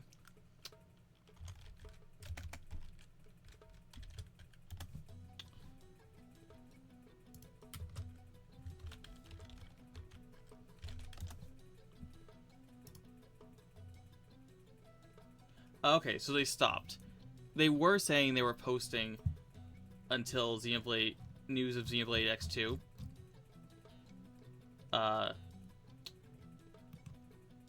Let's see. They're posting this picture of Murderous and rotating it by 5 degrees every week until the game until like news until there's Xenoblade Chronicles X2 news. So I guess they decided that Xenoblade Chronicles X Definitive Edition was good enough. So 321 weeks. Every single week, rotating a picture and making a new post. I mean, 321 times 5 divided by 360. Whatever that is.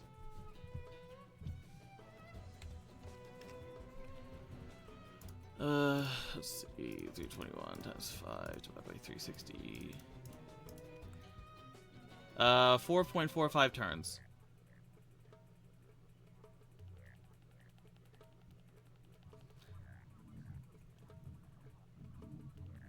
So they did four full rotations over the course of about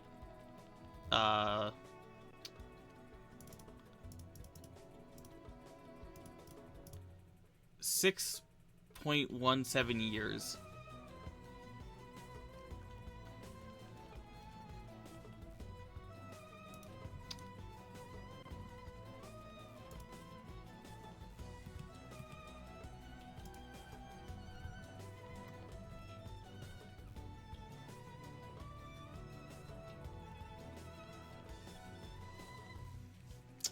Okay.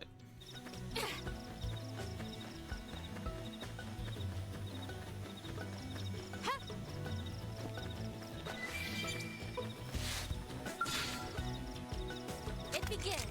Blast and load. Fire. And don't miss. Target fire. Shadow stun. Yes. Now melee attack. Thank Appreciate you. it. Watch me lay into it. That could have dented him. Move in and keep the rhythm going. Flame grenade.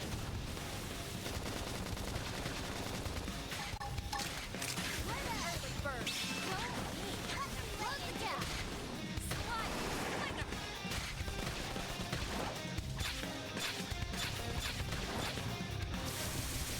Shadow hammer. Now, melee attacks. Long armor. Side Hilary. I know. Take this. Whack. They're tough. Touch me up. Yeah, I'm definitely gonna have to upgrade my skills. Seems to get fired Or up. my arts. I keep calling them skills. Nice. Move in Ah, and do some crap. damage.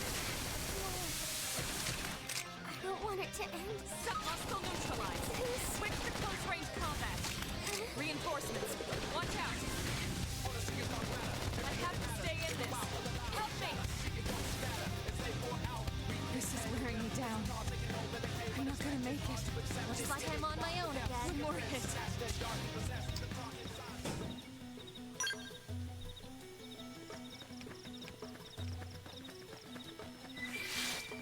Yeah, let's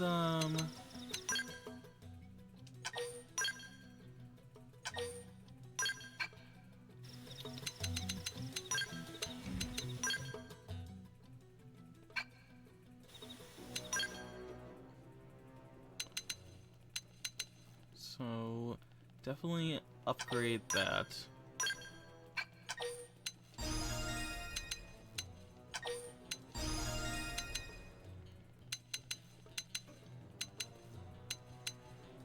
So this screen's actually a bit confusing, because so knife, despite there being like all those classes, so they kind of all share the same weapons. Well, they share similarities. So it's like Drifter is knife and assault rifle, but the like the warrior class uses longsword and assault rifle. Like shield and gatling gun is different, but like longsword, assault rifle, and you got this one where this one's completely different with dual swords and javelins and sniper rifles. But then this one has knife and ray gun, and then a different class with photon saber and psycho launchers. But everybody has melee and ranged weapons. I find knife and ray gun to be the silliest combo because ray guns are kind of big.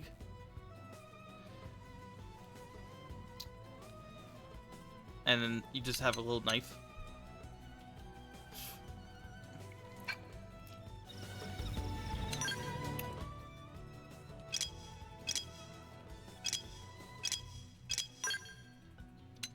Let's see.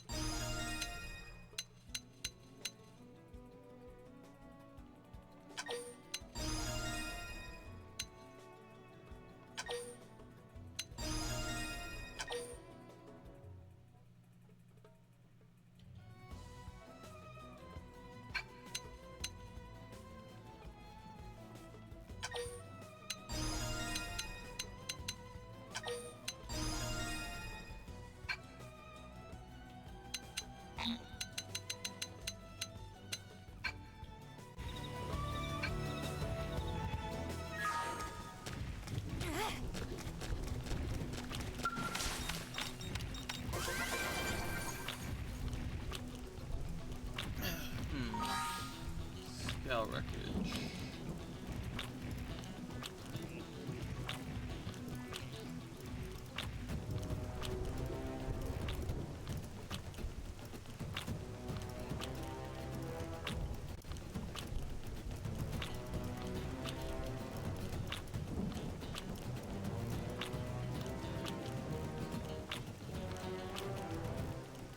Where am I?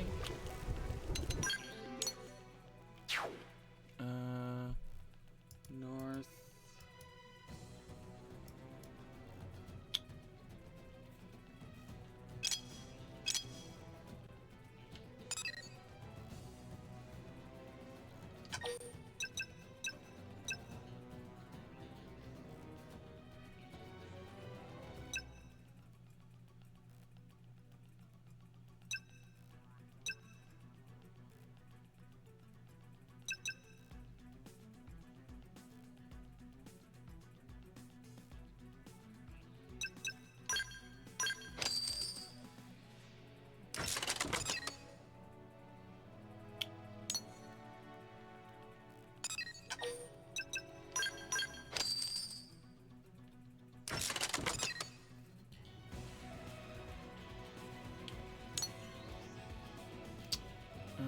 Okay, so I am here? Yes.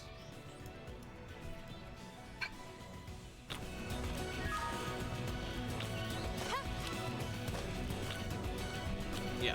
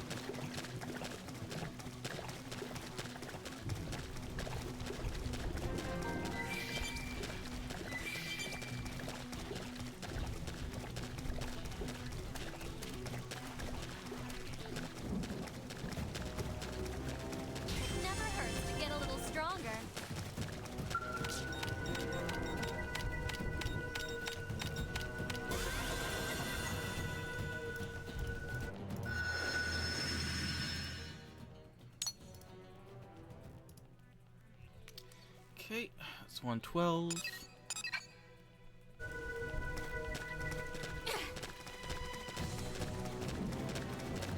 Oh, great. Attack at range. Follow my lead. Cover fire. Shadow strike. Hit him again, portal. Assault blast. Slide down. Melee attack. Grenade. Side slash. Hanging down. Weaken him and lay in.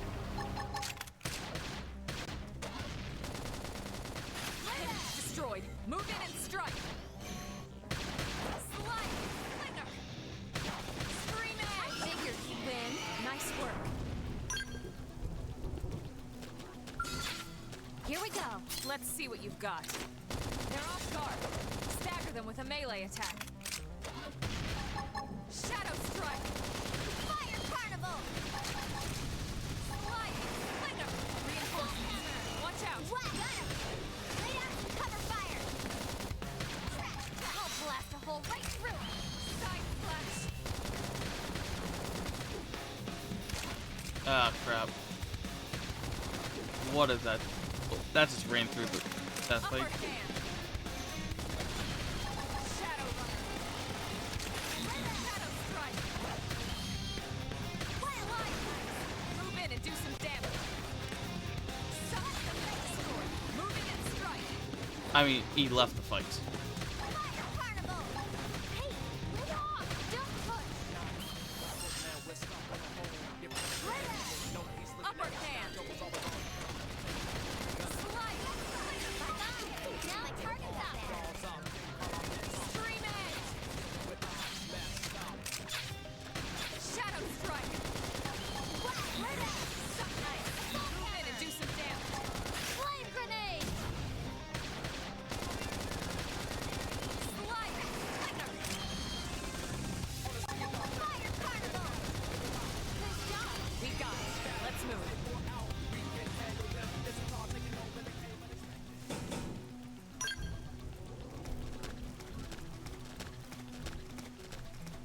Okay, so that guy doesn't seem to care unless you attack him.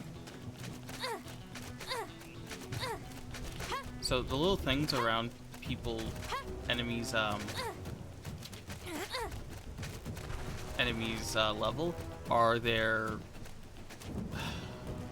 basically their detection types. So like there's, I think these guys are sight, and then there's also like sound, and then there's some that just kind of sense you.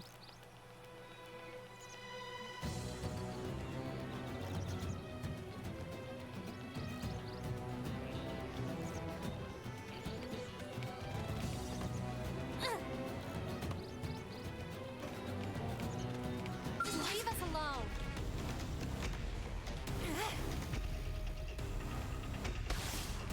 That was stupid. Use an aura and fight Something like that.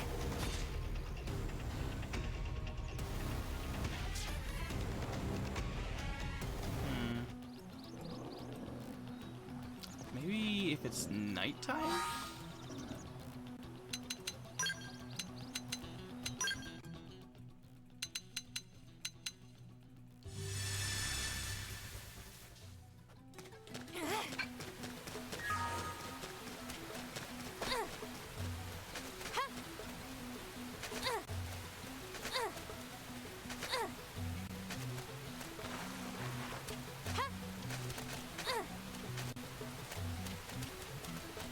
There's no crouching in this game.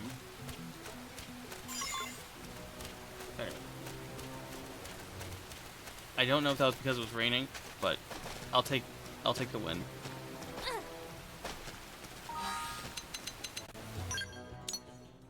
Okay, so he is back here. Where's Connor?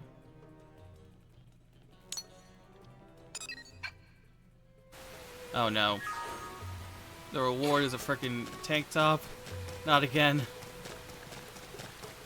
The joke with the tank top is there's about, I want to say 17 different types of tank tops, and most of them are just different colors, and they all do exactly the same thing. There is no functional difference between every tank top, yet this game has an absurd amount of tank tops.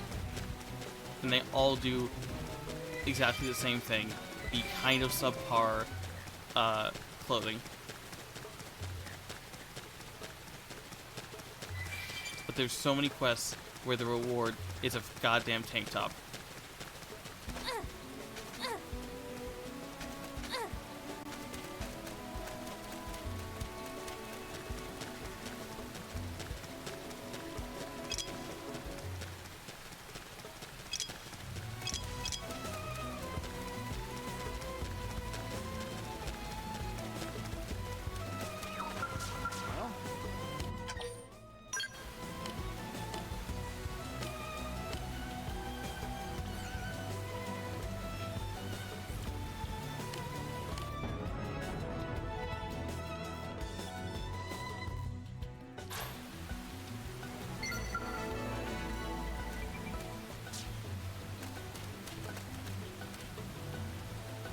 Wait, is there even another quest for you?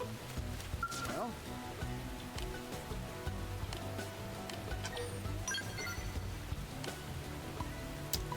So, that little heart there was affinity going up.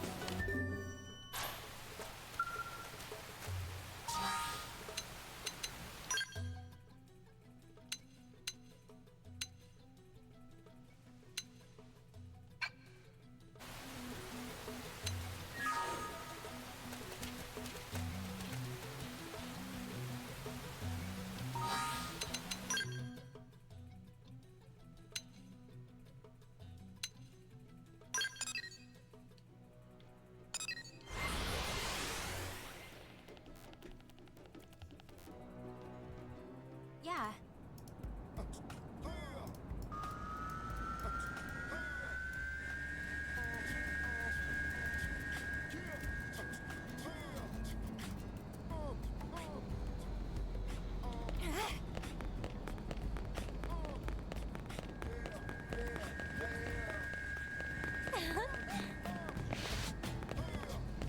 Oh, yeah. It's been too long since I played a Xenoblade game. I forgot.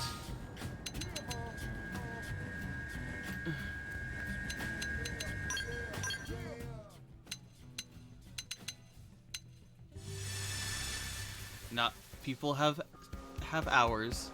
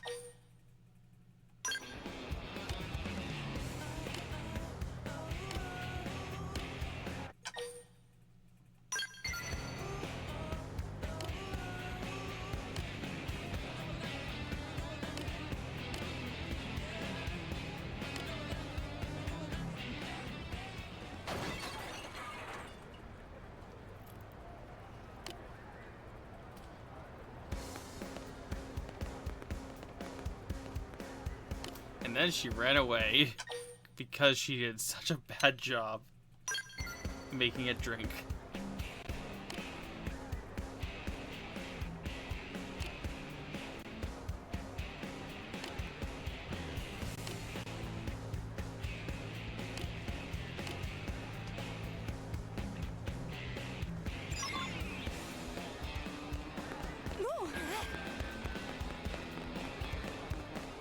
Great.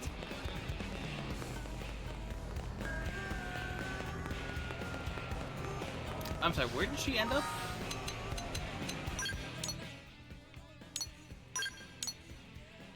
How the hell does she end up? Oh, sorry, wrong person.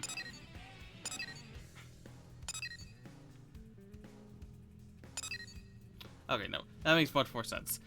She ended up here. Didn't I get a fast travel in here? I guess more I hit the residential district. Maybe I took a sharp turn.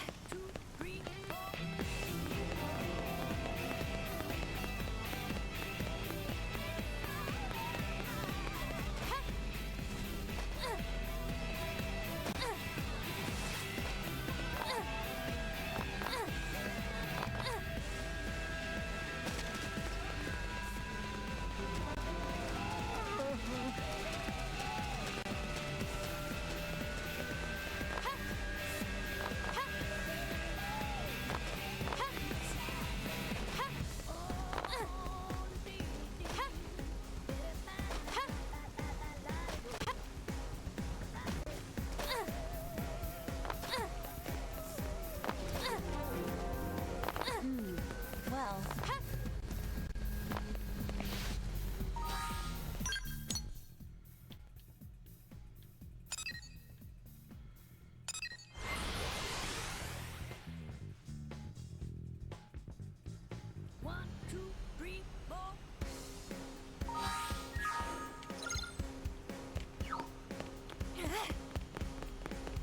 Oh, hey, it's Hope.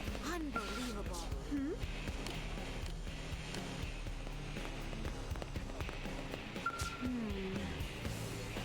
Holy Father, I have sinned. Oh my god.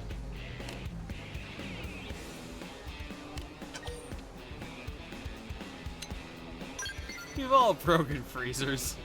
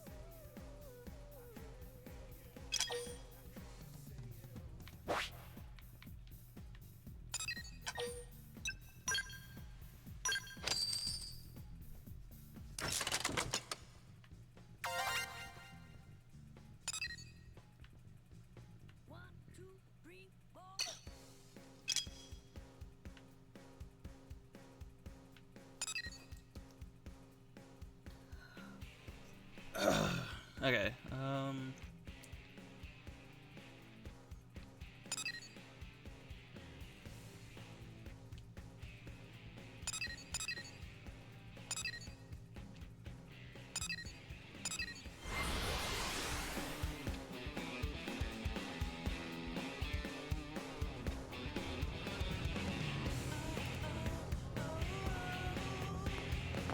Hey, Yes?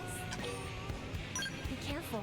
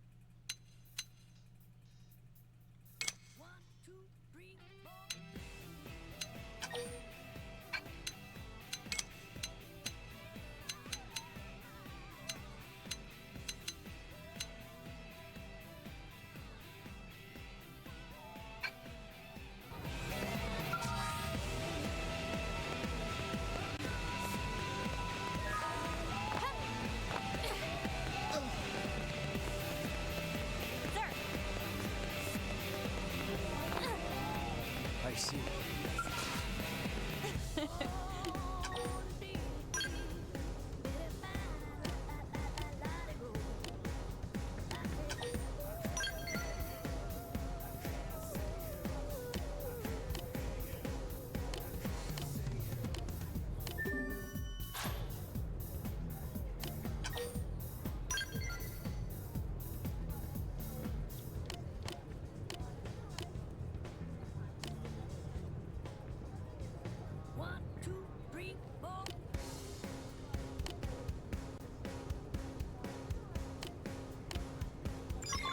Did you actually?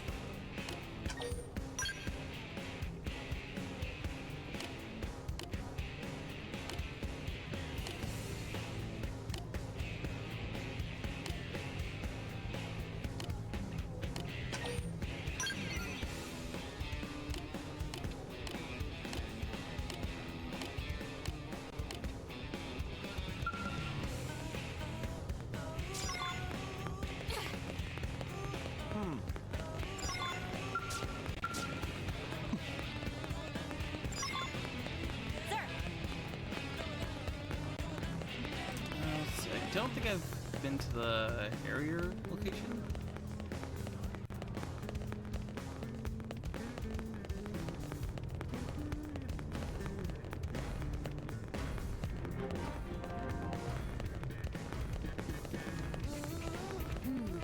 Well,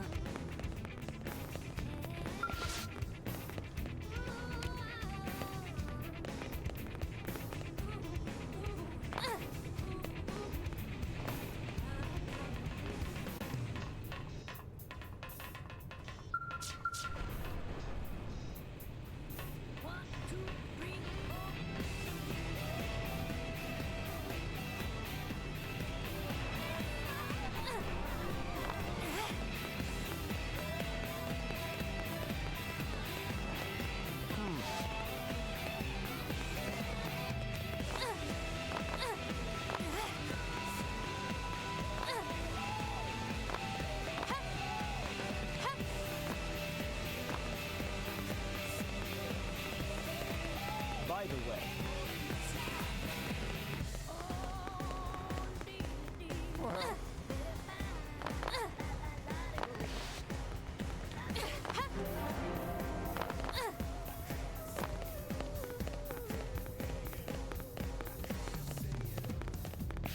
hey, the word is.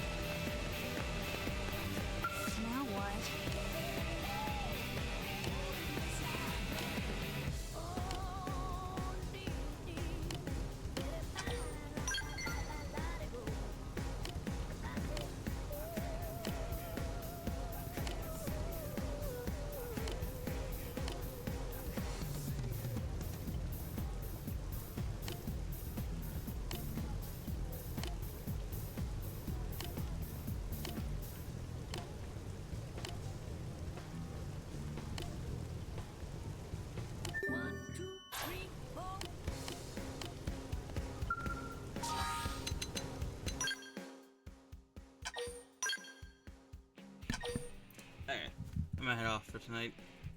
I'll probably do like some random non-story stuff offline. If I did everything online, on stream, I'd be, you know, I'd be streaming for like 4 months instead of just 3. Yeah, I'll do probably what I did for the original playthrough, which was anything that's like not boring, like grinding, is gonna be offline. Well, if you look at my original playthrough, it took me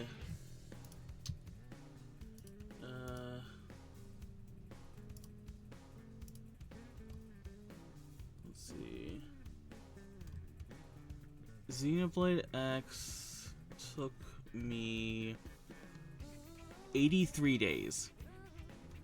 And that was basically playing every single day at least a couple hours. Every day. Almost 3 months.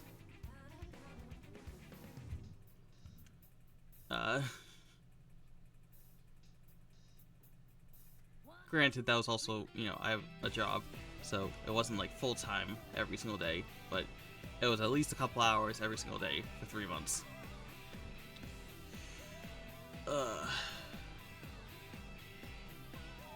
And honestly, it was at the last week where I was like, if I don't beat it within 3 months, I'm just gonna call it. Because I already beat the game. This was 100% the game. And so I was basically just trying to get the last segment. So to get the last segment that I needed, you have to beat a level 99 boss. Because there was a quest, you have to beat it twice. Because there's a quest where you have to beat it. Well, there's a quest where you have a choice to beat it, but you have to beat it for the segment. So I was like, I might as well beat it twice, because if I can't beat it during the quest, I can't beat it not during the quest. Anyways, thanks for hanging out, Geardrum. I will be live again tomorrow.